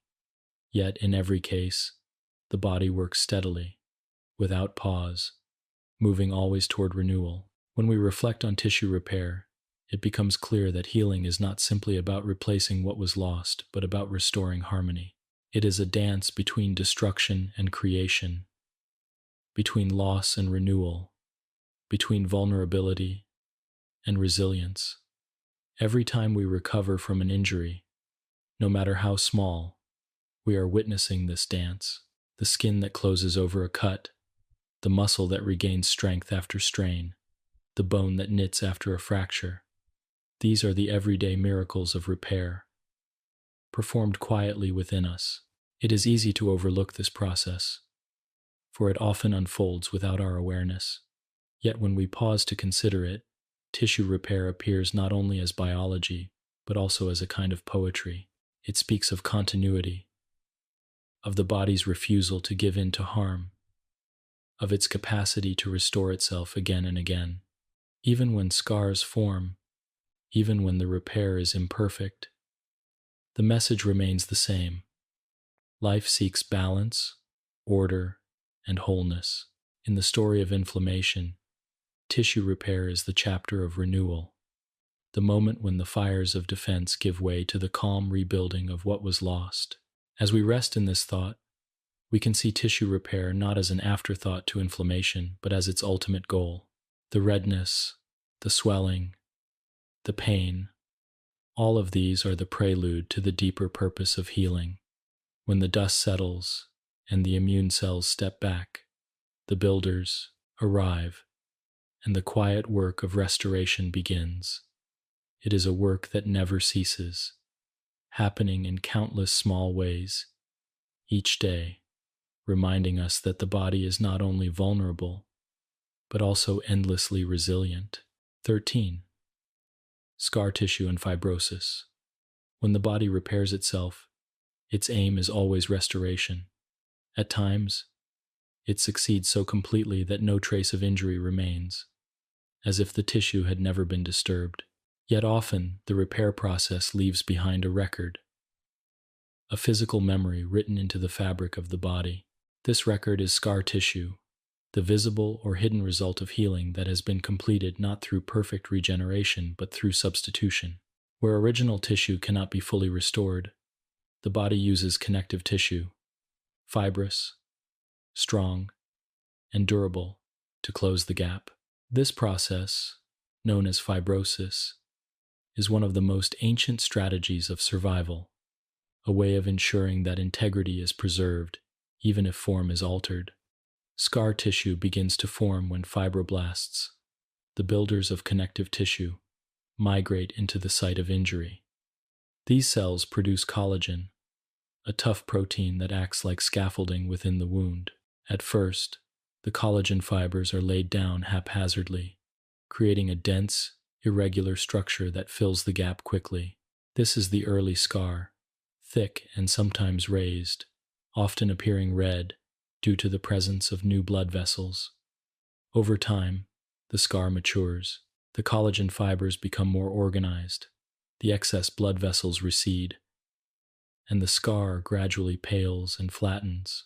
Though it becomes stronger with age, it rarely regains the full elasticity or specialized function of the original tissue. In the skin, scars are often visible reminders of past injuries. A childhood scrape, a surgical incision, or the mark of a burn may leave a permanent line or patch, even long after the pain and redness have faded. Each scar tells a story of injury survived, of the body's determination to close wounds and preserve life. In deeper tissues, scars may be hidden from sight, but not from consequence. A healed heart, after a heart attack, contains fibrous tissue where muscle cells once were. The liver, after repeated injury from toxins or infection, may accumulate widespread fibrosis, altering its function. In the lungs, chronic inflammation can lead to fibrotic tissue that stiffens and reduces the capacity for breathing. These examples remind us that scarring is not only a surface event but a universal process, occurring in every organ where damage has been extensive. Scar tissue is, in many ways, a compromise. It provides strength and stability where the body would otherwise be vulnerable, but it does so at the cost of function. A scar in the skin may lack sweat glands and hair follicles, leaving it less adaptive to temperature changes. A scar in muscle may be less flexible, reducing strength and mobility. A scar in the heart cannot contract like normal cardiac tissue, limiting the organ's efficiency. Yet in each case, the choice is survival. The body prioritizes closing the wound over preserving perfection. A patch of fibrous tissue, even with its limitations, is far better than an open gap that could invite infection or further injury. Fibrosis is not always a one-time event. In chronic conditions, where inflammation persists, the cycle of injury and repair can lead to progressive scarring. Each wave of fibroblasts lays down more collagen, each attempt at healing adding to the fibrous framework. Over time, this accumulation can reshape entire organs. In the liver, the result is cirrhosis, where healthy tissue is gradually replaced with scar, reducing function. In the lungs, it may result in pulmonary fibrosis, where breathing becomes difficult as elasticity is lost. These conditions illustrate the double-edged nature of fibrosis, protective in the short term, but potentially harmful when it becomes excessive or uncontrolled. Yet even here, the body's intention remains clear. Fibrosis is never an act of destruction for its own sake. It is an attempt to preserve structure, to maintain integrity, to keep the body whole in the face of repeated harm. The very toughness of scar tissue speaks to this protective role. Collagen is stronger than steel by weight, a protein designed to withstand stress and strain. When laid down in abundance, it ensures that the tissue will not rupture, that the wound will not reopen, that the body will endure. On a more reflective level, scars carry meaning beyond their biology. They are reminders of vulnerability and resilience, of moments when the body was tested and emerged whole, even if changed. Some scars are worn with pride, marks of survival that tell stories of accidents, surgeries, or illnesses overcome. Others are hidden, and emotionally, carrying memories that may be painful or private. In every case, the scar is a symbol of the body's ability to repair itself, a record of its history etched into its surface. From an evolutionary perspective, fibrosis has been essential to survival. In environments where injury was common and infection a constant threat, the ability to seal wounds quickly, even imperfectly, was a matter of life and death. Those whose bodies could lay down scar tissue efficiently had greater chances of survival, passing on this trait to future generations. The cost of reduced function was outweighed by the benefit of preserved integrity. This is why fibrosis is so deeply ingrained in biology, appearing not only in humans but across species. From mammals to birds, from reptiles to fish, the strategy of fibrous repair is universal. Over time, scar tissue itself undergoes remodeling. Specialized cells called myofibroblasts contract, pulling the edges of the wound closer together. Enzymes reorganize collagen fibers, making the tissue stronger and more aligned. This remodeling phase can last for months, even after the wound appears closed from the outside. The process reflects the body's ongoing effort to refine its repair, to balance strength with flexibility, to make the best of what has been preserved. Even when the final result is not identical to the original, it is functional enough to support life's continuation. In reflecting on scars, one might see them not as imperfections, but as part of the body's natural narrative. They mark the places where the body has fought, where it has endured, where it has chosen life over fragility. Each scar is both an end and a beginning. The end of injury, the beginning of renewed wholeness. Though they may lack beauty in the traditional sense, scars carry their own quiet dignity, their own reminder of resilience. In the broader story of inflammation and healing, fibrosis is the conclusion of one cycle and the foundation for the next. It is where the flames of inflammation are extinguished, where the builders lay down their final framework, where the tissue settles into its lasting form. It is not always perfect, but it is always purposeful. The scar is the body's signature on its own survival, a lasting testament to the strength that lies within us. 14. Systemic effects of inflammation. When inflammation is localized, its signs are easy to recognize: redness, warmth, swelling, and pain. But inflammation is not always confined to one place. Sometimes, the signals released in response to injury or infection travel beyond the site of harm, reaching the bloodstream and spreading their influence throughout the body. These systemic effects are less visible than a swollen ankle or a reddened cut, but they are just as important. They show that the body's response to danger can be both local and whole body, a coordinated shift in priorities designed to preserve survival. Fever, fatigue, and loss of appetite are among the most familiar of these systemic signs, and while they may feel uncomfortable, they each serve a purpose in the larger story of healing. Fever is one of the oldest and most consistent systemic responses to inflammation. When the body detects infection, certain immune cells release chemical messengers called pyrogens. These messengers travel to the brain and act on the hypothalamus, the region that regulates temperature. The hypothalamus then raises the body's set point, causing heat to be conserved and generated. We experience this as a rising temperature, sometimes accompanied by chills as the body works to reach its new target. Many microbes grow less efficiently at higher temperatures, while immune cells often function more effectively. By creating a temporary fever, the body tilts the environment in its favor, slowing down invaders while accelerating defense. Though fever can feel draining, it is a purposeful tool, an ancient form of resistance refined through evolution. Fatigue is another common companion of systemic inflammation. When immune cells release their messengers into the bloodstream, these signals reach the brain and alter neurotransmitter activity. The result is a feeling of tiredness, heaviness, and a lack of motivation for activity. While fatigue may seem inconvenient, it has meaning. It discourages unnecessary exertion, conserving energy so that the body can devote more resources to healing.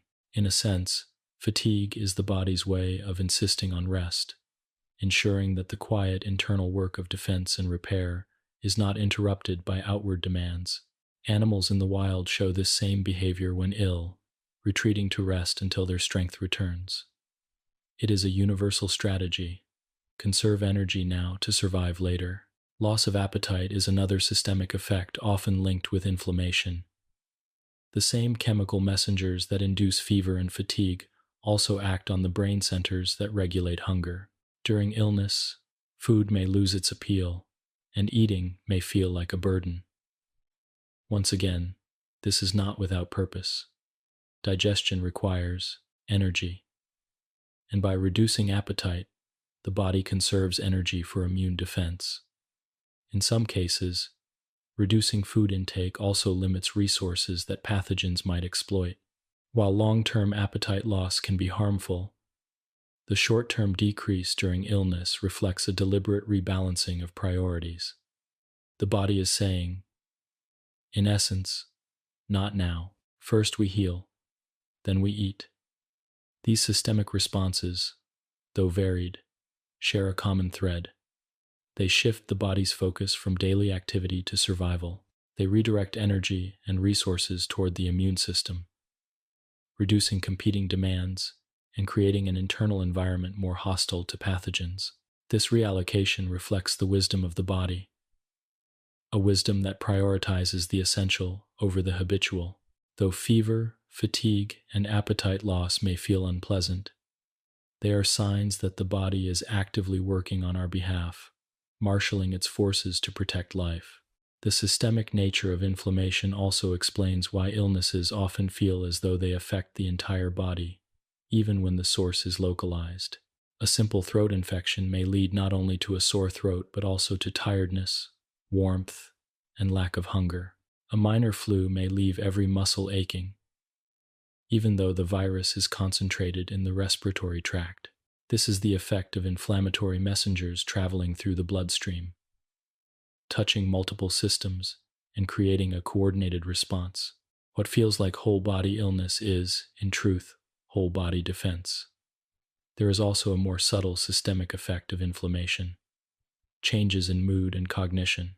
Inflammatory signals can cross into the brain and influence neurotransmitters such as serotonin and dopamine. The result may be feelings of low mood, reduced motivation, or difficulty concentrating. These shifts, like fatigue and appetite loss, serve to conserve energy and encourage rest. They remind us that the immune system and the nervous system are deeply interconnected, the other in ways that shape both body and mind. This interconnection is why prolonged inflammation can affect not only physical health but also emotional well-being, a reminder that healing must encompass the whole of our being. Of course, systemic inflammation has limits. When the body's signals are too strong or too prolonged, the systemic effects can become harmful. Very high fevers may stress organs, severe fatigue may weaken resilience, and extended appetite loss can lead to malnutrition. In rare cases, overwhelming inflammation can trigger a state called sepsis, in which the entire body becomes inflamed, threatening life itself. These extremes show that balance is crucial, that the same responses which protect in moderation can harm in excess. Yet for most common illnesses and injuries, the systemic effects of inflammation are measured, purposeful, and temporary, fading as the body recovers. When viewed with calm reflection, systemic inflammation appears less as an adversary and more as a guide. It guides us to rest when we would otherwise push forward. It guides us to slow down, to conserve, to focus inward rather than outward. It guides us to recognize that the body is engaged in serious work, even if the signs seem subtle or inconvenient. By listening to these signals, by honoring the fever, the fatigue, the loss of appetite, we align ourselves with the body's natural rhythm of healing. There is a quiet wisdom in allowing these systemic responses to unfold. Just as we accept the redness of a wound or the swelling of an ankle, we can learn to accept the weariness and warmth of illness as part of the same process. They are not punishments but protections, not flaws but features of survival. They are the body's way of saying, I am attending to this now. Give me time. As recovery progresses, the systemic effects fade. The fever lowers, energy returns, appetite awakens. These shifts mark the resolution of inflammation, the turning of the page, from defense to renewal. The body, having fought and restored balance, gently lifts the signals of strain, allowing life to flow again with ease. What remains is not only restored function but also a reminder of the body's resilience, its ability to engage its whole being in the service of healing. In the story of inflammation, the systemic effects are chapters that reveal the depth of the body's commitment to survival. They show that healing is not confined to one place but involves the entire organism, each system adjusting in harmony to support the others. Fever, fatigue, appetite loss, and changes in mood are not isolated inconveniences but part of this harmony, threads woven into the larger tapestry of defense. To see them in this way is to see illness not as a disruption of life but as a continuation of it, another expression of the body's constant care. 15. Inflammation and the immune system. The immune system is one of the most intricate and remarkable features of the human body, and inflammation is one of its most visible expressions. To understand inflammation is to understand that it does not stand apart from immunity but is woven directly into its fabric. Every flush of redness, every wave of warmth, every ache and swelling that we associate with inflammation is the immune system speaking in its own language, carrying out its essential duty of protection. Yet just as the immune system has the power to heal, it also has the power to harm if balance is lost. The relationship between inflammation and immunity is therefore one of delicate equilibrium, a rhythm between defense and resolution, between activity and calm. The immune system can be thought of as having two broad arms, the innate and the adaptive. The innate immune system is ancient, present in all animals and even in simpler organisms, and it responds quickly and generally. It does not need to recognize a specific invader. Instead, it reacts to patterns that suggest danger, such as fragments of bacterial cell walls or signs of tissue damage.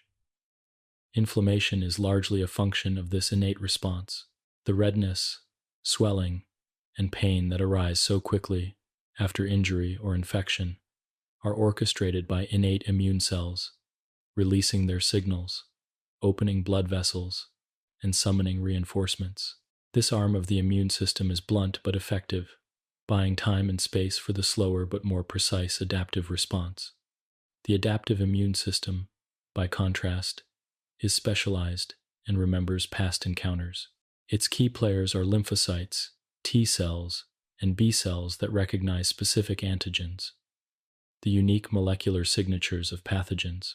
While inflammation begins with the innate response, the adaptive system often joins in, guided by the signals and conditions created by inflammation.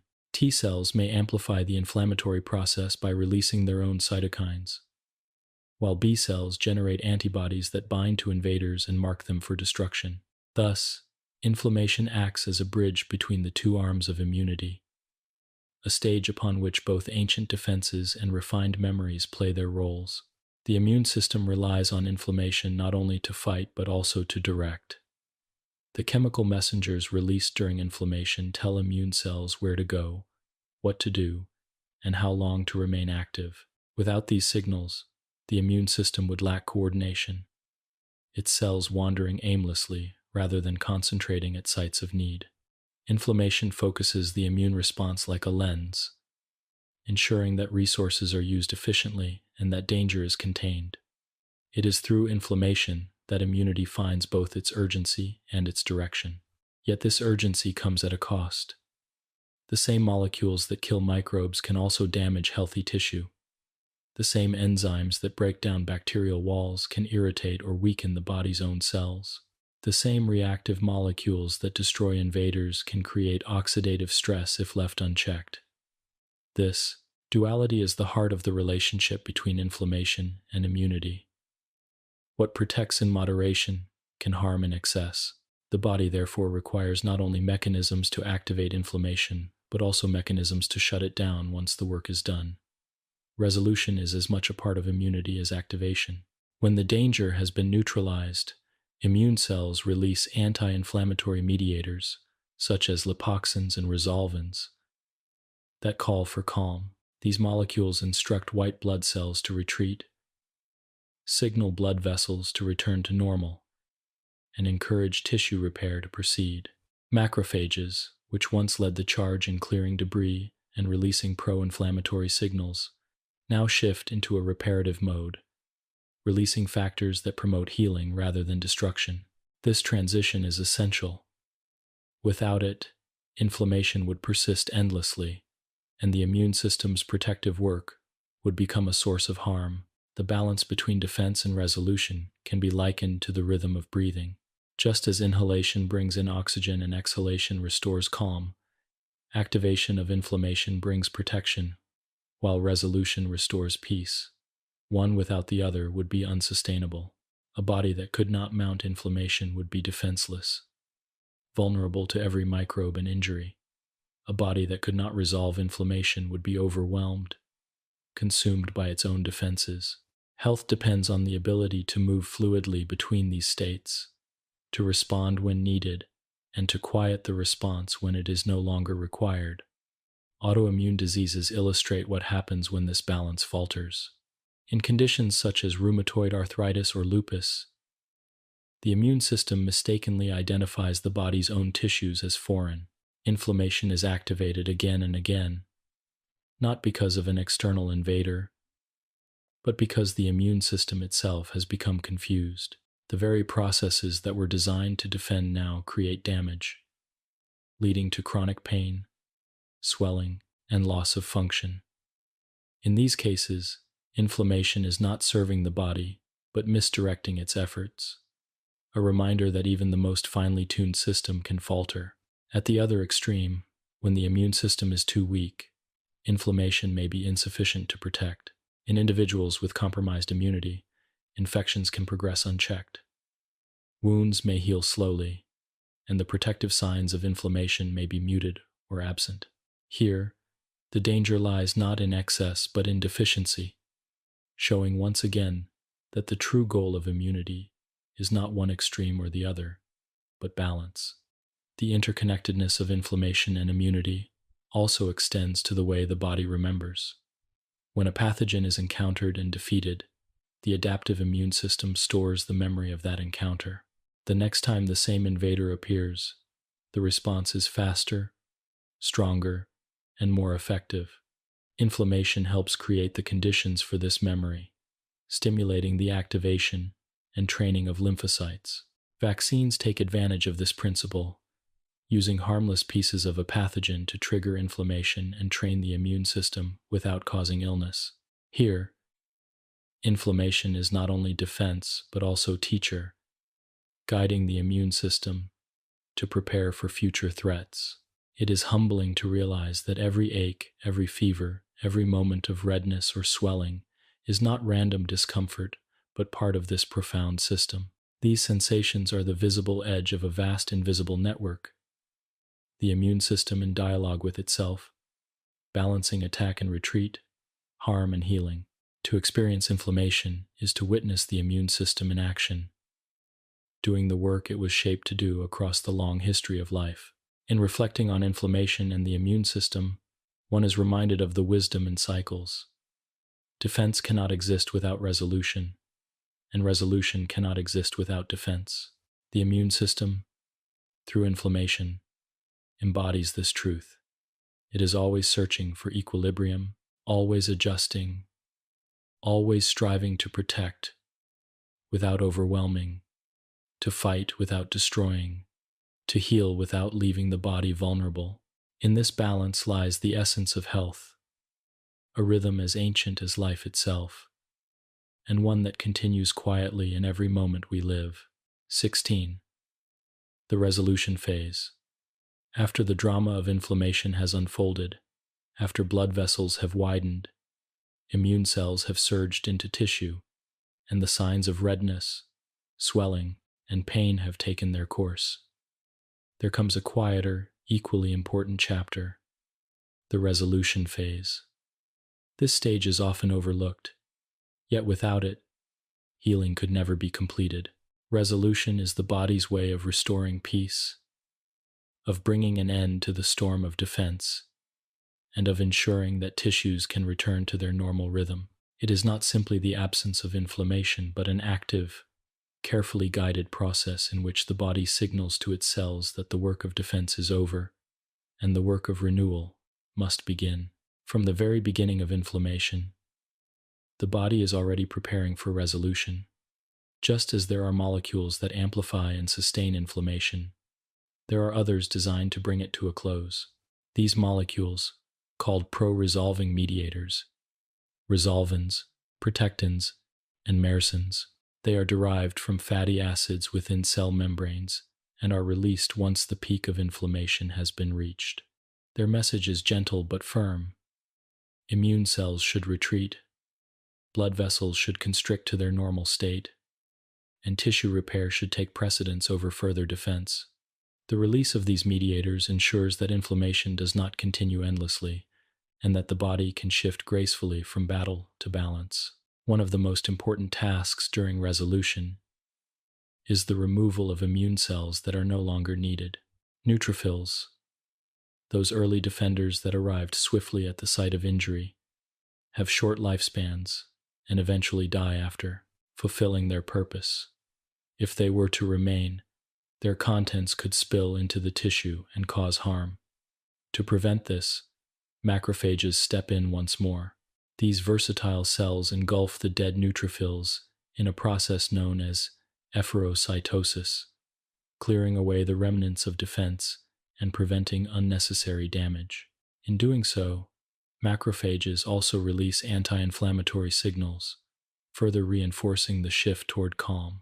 The clearing away of these cells is not only housekeeping, it is a vital part of ensuring that inflammation does not persist longer than needed.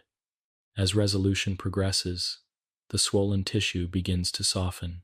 The excess fluid that once cushioned the area is gradually reabsorbed into the circulation, reducing pressure and restoring normal function.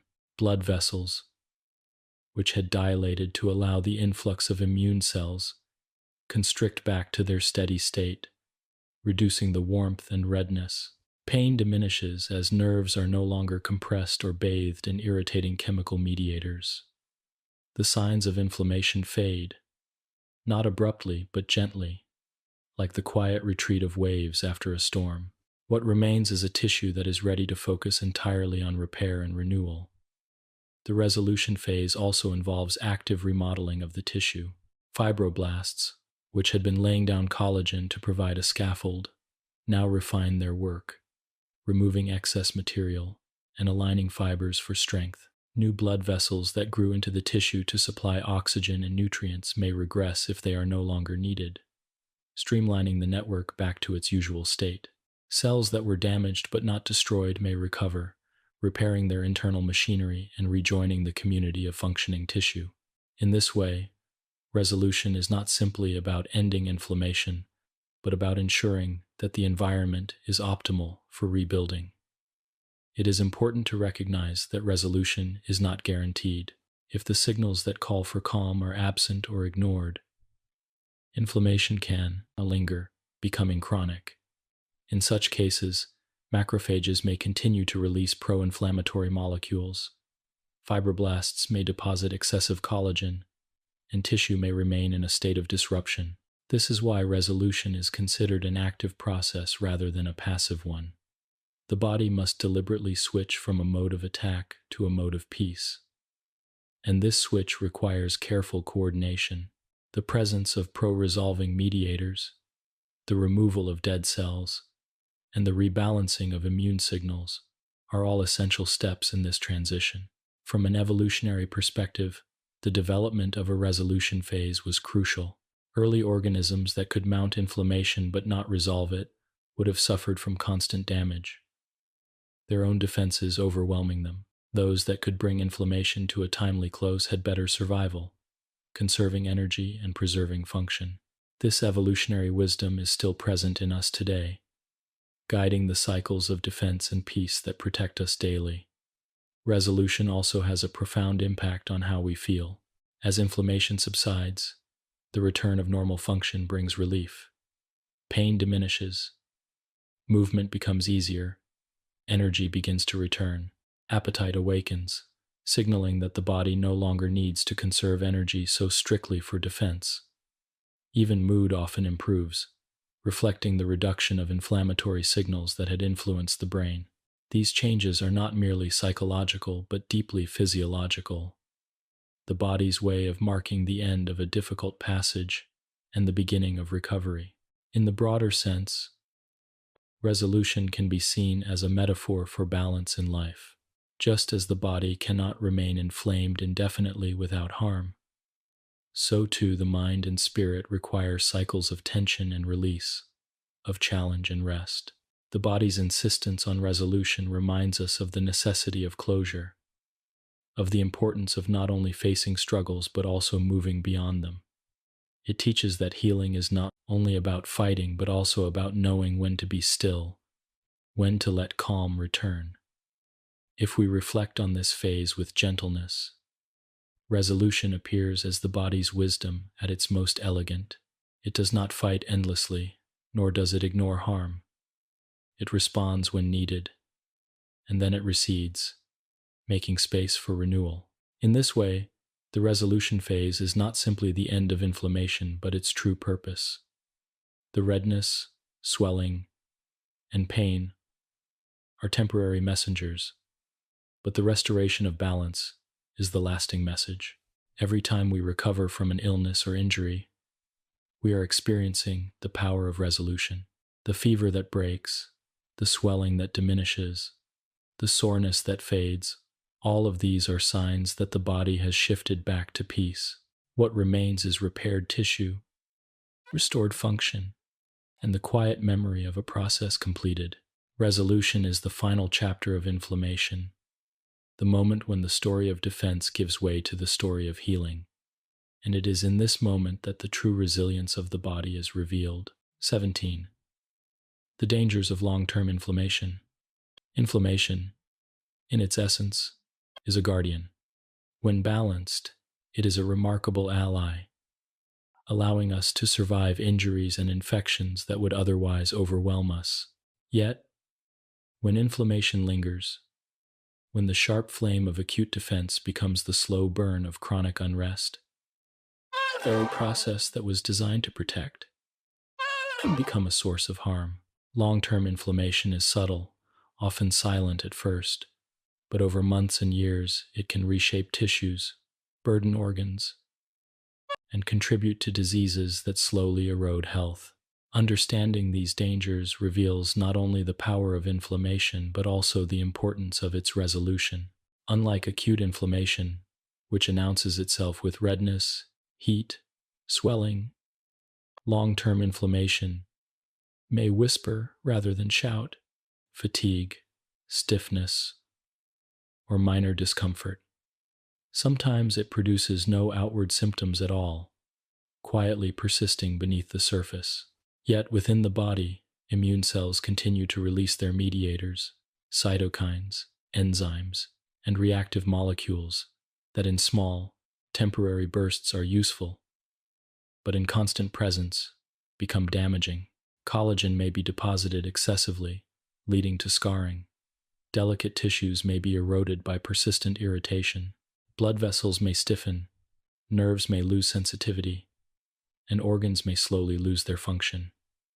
The danger lies in the persistence, in the failure of the body to return fully to calm.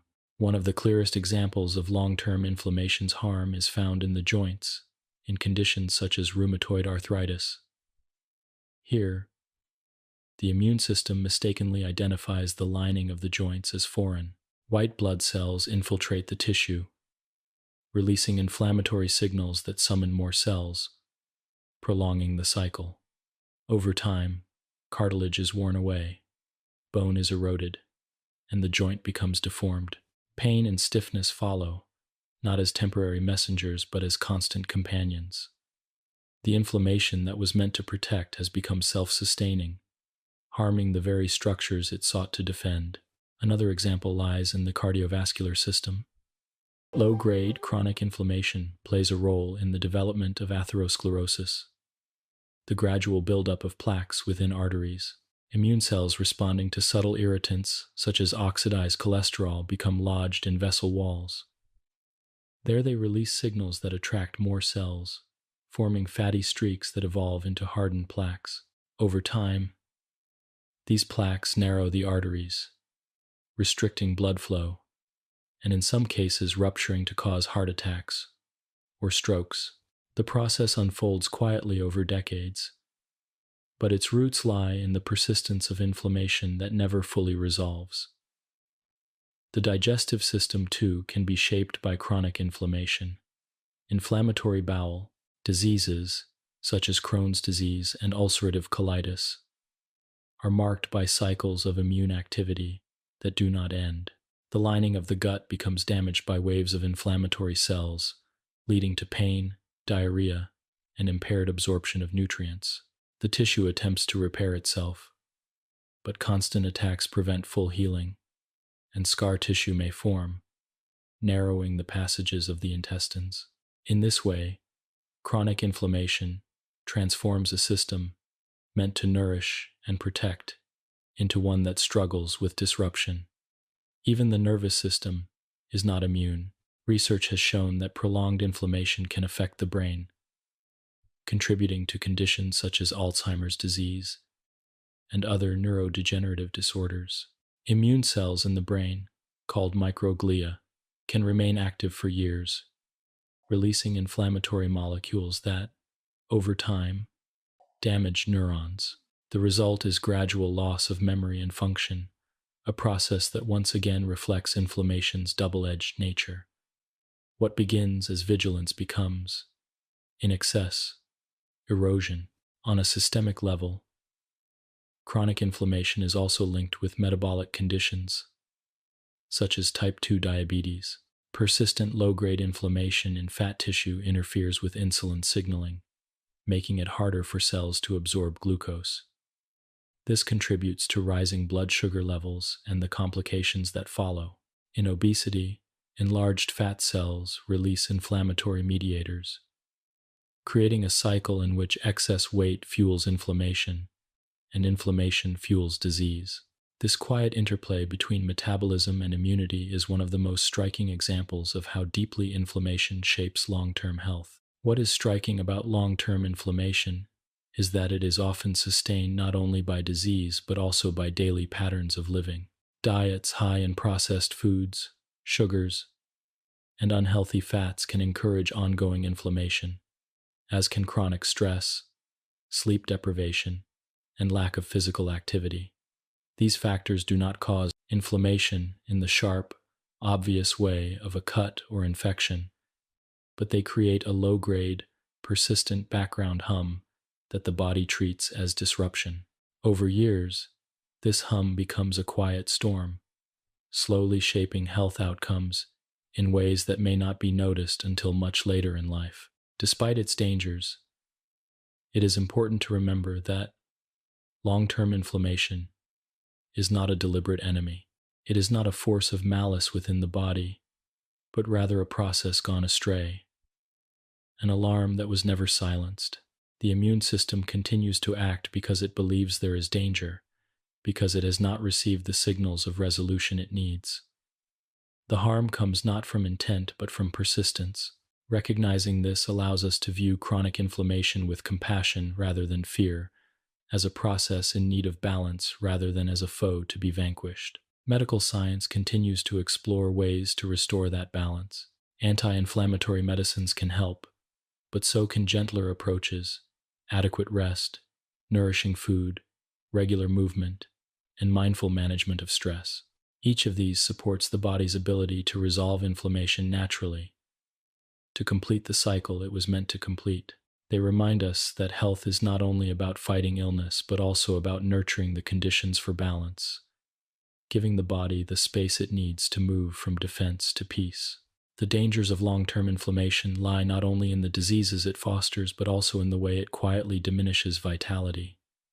It drains energy, clouds clarity, and weighs down the systems of the body. Yet, even in this, the body's resilience remains. With support, with time, with care, the cycle can often be shifted, the signals of calm restored, and balance regained. Chronic inflammation is a challenge, but it is not beyond the reach of healing. In the broader story of inflammation, the dangers of long-term persistence serve as a reminder of the importance of rhythm. Defense must be followed by resolution, activity by rest, strain by recovery. When this rhythm is preserved, inflammation is our protector. When it is disrupted, it becomes a source of harm. To understand this is to see the body not as flawed but as finely tuned, requiring harmony to thrive. And in knowing this, we can begin to honor that harmony in how we live, how we rest, and how we support the remarkable processes that sustain us each day. 18. Lifestyle and balance. When we think of inflammation, we often imagine sudden injuries or illnesses, events that seem to occur outside our control. Yet much of inflammation's rhythm is shaped quietly, day after day, by the way we live. Every meal, every night of sleep, every moment of movement or stillness contributes to the balance of signals that guide our immune system. Lifestyle is not a separate domain from biology. It is the environment in which biology unfolds. The choices we make and the patterns we follow either support the resolution of inflammation or allow it to linger. In this sense, balance in daily life is balance within the body, a gentle harmony that either calms or unsettles the fires of inflammation. One of the clearest ways lifestyle influences inflammation is through the food we eat. Every meal carries with it a set of signals, nutrients, fats, sugars, and proteins that interact with the immune system. Diets rich in fresh fruits, vegetables, whole grains, and healthy fats provide not only energy but also molecules that actively promote resolution. Omega-3 fatty acids, found in fish, flax, and walnuts, are precursors to resolvins and protectins, the very molecules the body uses to calm inflammation. Antioxidants from berries, leafy greens, and colorful vegetables reduce oxidative stress, easing the burden on immune cells. Fiber from plant foods nourishes beneficial gut bacteria, which in turn produce compounds that regulate immune activity. In contrast, diets high in processed sugars, refined carbohydrates, and trans fats can sustain low-grade inflammation. These foods prompt the release of pro-inflammatory signals, burden metabolism, and create conditions where the immune system remains on constant alert. Thus, each meal is not only nourishment but communication, a way of telling the body either to rest or to remain tense. Movement is another powerful influence on inflammation. Physical activity stimulates circulation, improves insulin sensitivity, and reduces the accumulation of inflammatory mediators. Gentle exercise, such as walking, stretching, or yoga, supports the balance of the immune system, encouraging it toward calm resolution. Muscles in motion release myokines, molecules that help reduce systemic inflammation and promote repair. Yet the relationship is one of moderation. Excessive or strenuous exercise can temporarily increase inflammatory signals, especially if recovery is neglected. On the other hand, prolonged inactivity allows inflammation to persist. As circulation slows and tissues lose their resilience, the lesson is not one of extremes but of balanced movement as a daily rhythm, enough to stimulate vitality, gentle enough to sustain harmony. Rest, too, is inseparable from inflammation. During sleep, the body performs many of its most delicate tasks of regulation. Immune cells recalibrate, inflammatory mediators are adjusted, and tissues undergo repair. Poor or insufficient sleep disrupts these rhythms, leading to elevated levels of pro-inflammatory molecules in the bloodstream. Over time, this lack of rest can contribute to chronic, low-grade inflammation, draining energy and resilience. The quiet hours of the night are not wasted but essential, a time when the body does much of its unseen healing work. To sleep deeply is to give the body space to complete the cycle of defense and resolution. In this way, rest is not only comfort but medicine, one of the most natural anti-inflammatory practices available to us. Stress, though less tangible than food, movement, or sleep, exerts a profound influence on inflammation. When the mind perceives threat or strain, the body responds with the release of stress hormones, such as cortisol and adrenaline. In short bursts, these hormones can dampen inflammation, part of the body's strategy for survival in moments of danger. But when stress becomes chronic, when the body lives in a state of constant alert, the immune system is altered. The signals that should calm inflammation become less effective, and pro-inflammatory pathways remain active. The result is low-grade, persistent inflammation that can affect multiple systems. Practices that ease stress, whether through meditation, time in nature, gentle breathing, or meaningful connection, allow the immune system to return to balance. Stress cannot be avoided entirely, but its rhythm can be softened, its effects on the body eased by mindful living. The environment in which we live also shapes inflammation. Exposure to pollutants, smoking, or excessive alcohol consumption adds irritants that sustain inflammatory signals. Clean air, clean water, and time in natural settings provide the opposite, a restorative influence that reduces the burden on immune defenses. Even sunlight, in moderation, supports this balance, stimulating the production of vitamin D, which plays a role in calming immune activity. The environments we choose, both external and internal, become part of the dialogue between the body and the world, part of the ongoing conversation that shapes inflammation. Social connection and emotional well-being are subtler influences, but they too affect the immune system. Studies have shown that loneliness and social isolation can increase markers of inflammation, while supportive relationships and a sense of belonging reduce them. The body responds not only to physical signals but also to emotional ones, translating feelings of connection or disconnection into immune patterns. This reflects the deep truth that we are not only biological but also social beings, and that balance within the body is intertwined with balance in our relationships. When viewed together, these influences form a picture of lifestyle as a web of choices and rhythms, each thread contributing to the whole. Food, movement, rest, stress, environment, and connection. All of these converge in the immune system, shaping whether inflammation is resolved gracefully or allowed to persist. None of these elements alone determines the outcome, but together they create the conditions in which health either flourishes or falters. The body responds to patterns, to the quiet daily rhythms that accumulate into resilience or strain. The beauty of this connection is that it offers opportunities for harmony. While we cannot control every source of inflammation, illnesses and injuries will always occur. We can support the body's natural rhythms through gentle choices: a nourishing meal, a walk in the fresh air, a good night's sleep, a moment of stillness, a kind word shared with another. Each of these small acts supports the resolution of inflammation. They do not eliminate challenges, but they give the body strength to meet them, to defend when necessary, and to restore balance when the defense is complete. Long-term health is not built in grand gestures, but in these steady patterns. Just as chronic inflammation develops quietly over time, so too does balance and resilience. The body does not demand perfection but consistency. Not extremes, but moderation.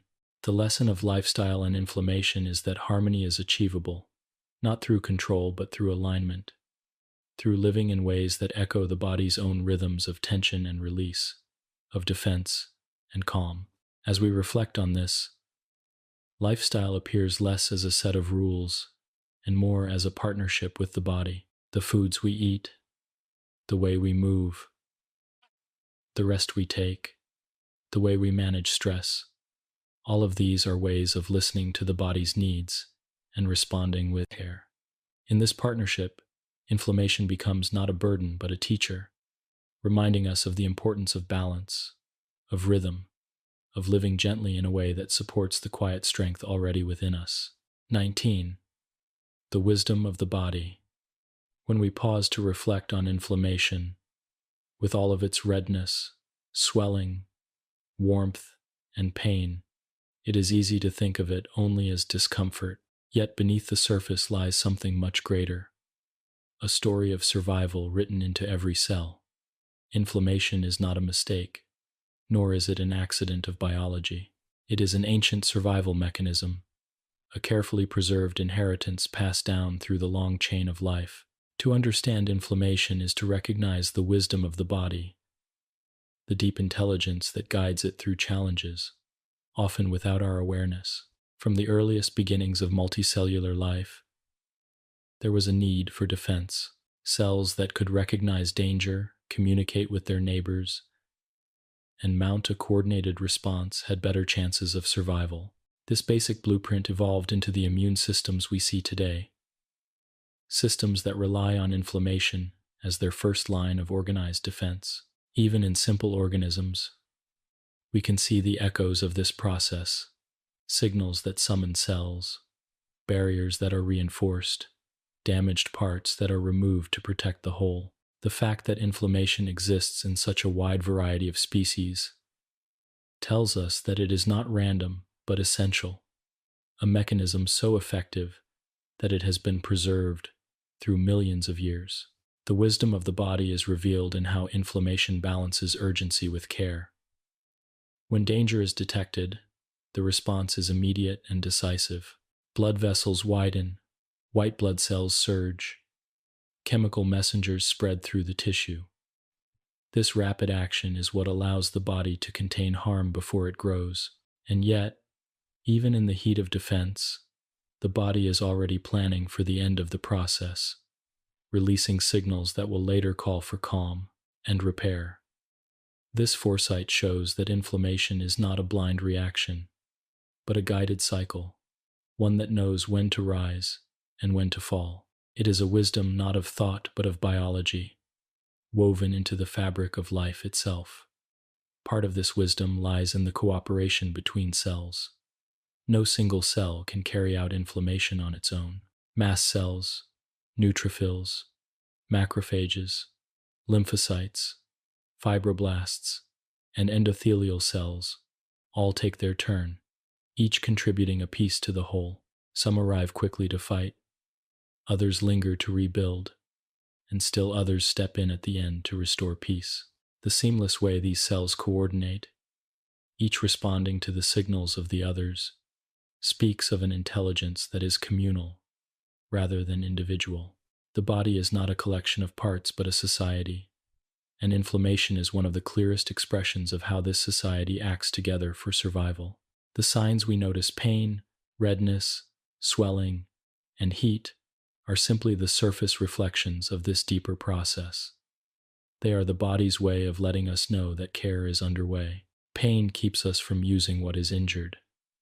Swelling cushions and protects. Warmth signals increased blood flow, and redness reflects the gathering of defenses. None of these are errors. They are expressions of the body's care for itself. The wisdom here is not in comfort but in protection, in ensuring that tissues are given time and space to heal. What may feel unpleasant to us is, in truth, a sign that the body is working tirelessly for our preservation. Even the resolution of inflammation reveals this wisdom. The body does not fight endlessly. It knows the importance of peace. The very molecules that call for defense also carry within them the seeds of calm, switching the immune system from aggression to healing once the threat has passed. This ability to both ignite and extinguish shows that the body understands balance, that it is not driven by force alone but by harmony. The resolution phase is not passive but active, carefully orchestrated to prevent harm from prolonged defense. This foresight is part of the body's intelligence, ensuring that survival does not come at the cost of self-destruction. What is most humbling is that all of this occurs without conscious thought. We do not direct our white blood cells where to go. We do not tell our vessels to dilate or our cytokines to be released. These processes unfold automatically, quietly, reliably, guided by a wisdom older than humanity itself. While our minds may struggle to understand or control, our bodies carry within them an intelligence that simply acts, preserving life moment by moment. It is this silent knowledge, written into our very cells, that sustains us even when we are unaware. In modern life, where much of our attention is turned outward, it is easy to overlook this inner wisdom. We notice the discomforts but not the processes behind them, the symptoms but not the meaning.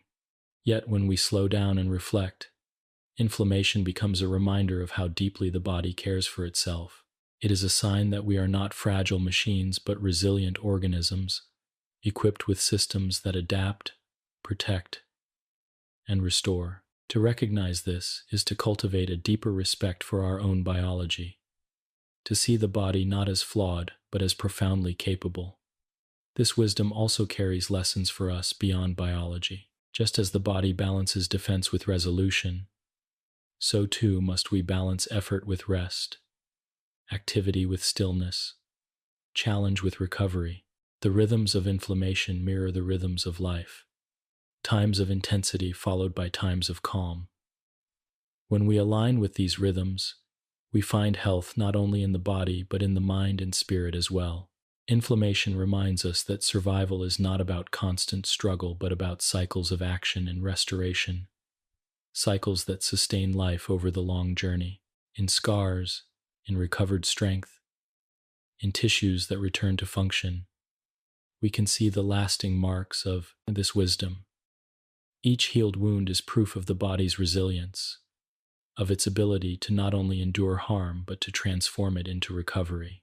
Even when scars remain, they are not failures but symbols of survival, reminders that the body chose preservation over fragility.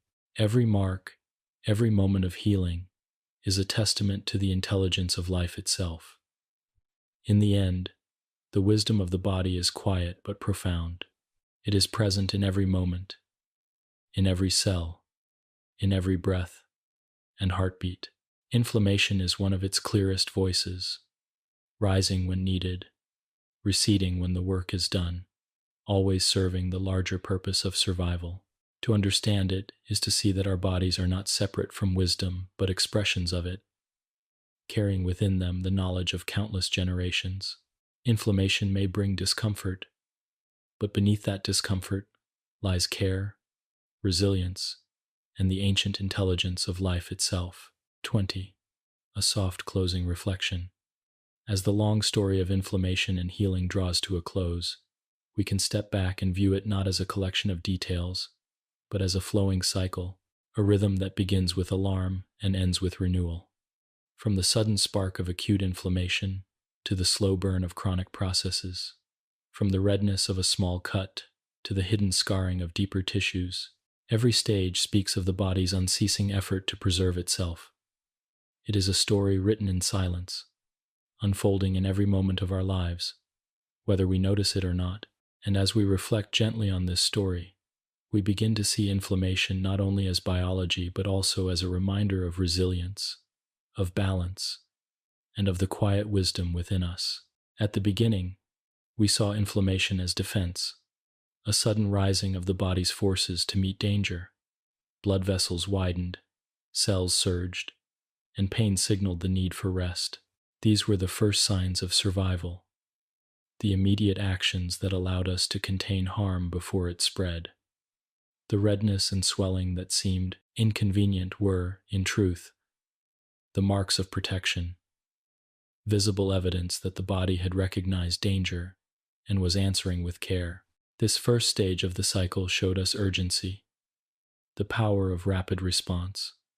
Then, as the story unfolded, we watched how this urgency was balanced by resolution. The same cells that fought so fiercely also learned when to step back. The same molecules that summoned defenders also carried the seeds of calm. Swelling softened, warmth faded, and pain diminished as the body turned its attention to rebuilding. Here, we saw the deeper purpose of inflammation, not destruction, but renewal. Tissue repair began, scar tissue formed when needed, and the landscape of the body returned to order. The cycle did not end with defense, but with restoration, with balance reclaimed. Along the way, we saw how inflammation is both local and systemic. A cut on the finger leads to swelling and redness, but the signals of inflammation can travel throughout the body, bringing fever, fatigue, or loss of appetite. These systemic effects, though sometimes uncomfortable, serve their own wisdom. They conserve energy, discourage exertion, and shift priorities toward healing.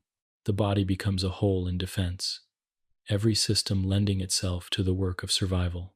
This interconnectedness reminds us that we are not a collection of parts, but a single organism, guided by rhythms that serve the whole. We also learned that balance is everything.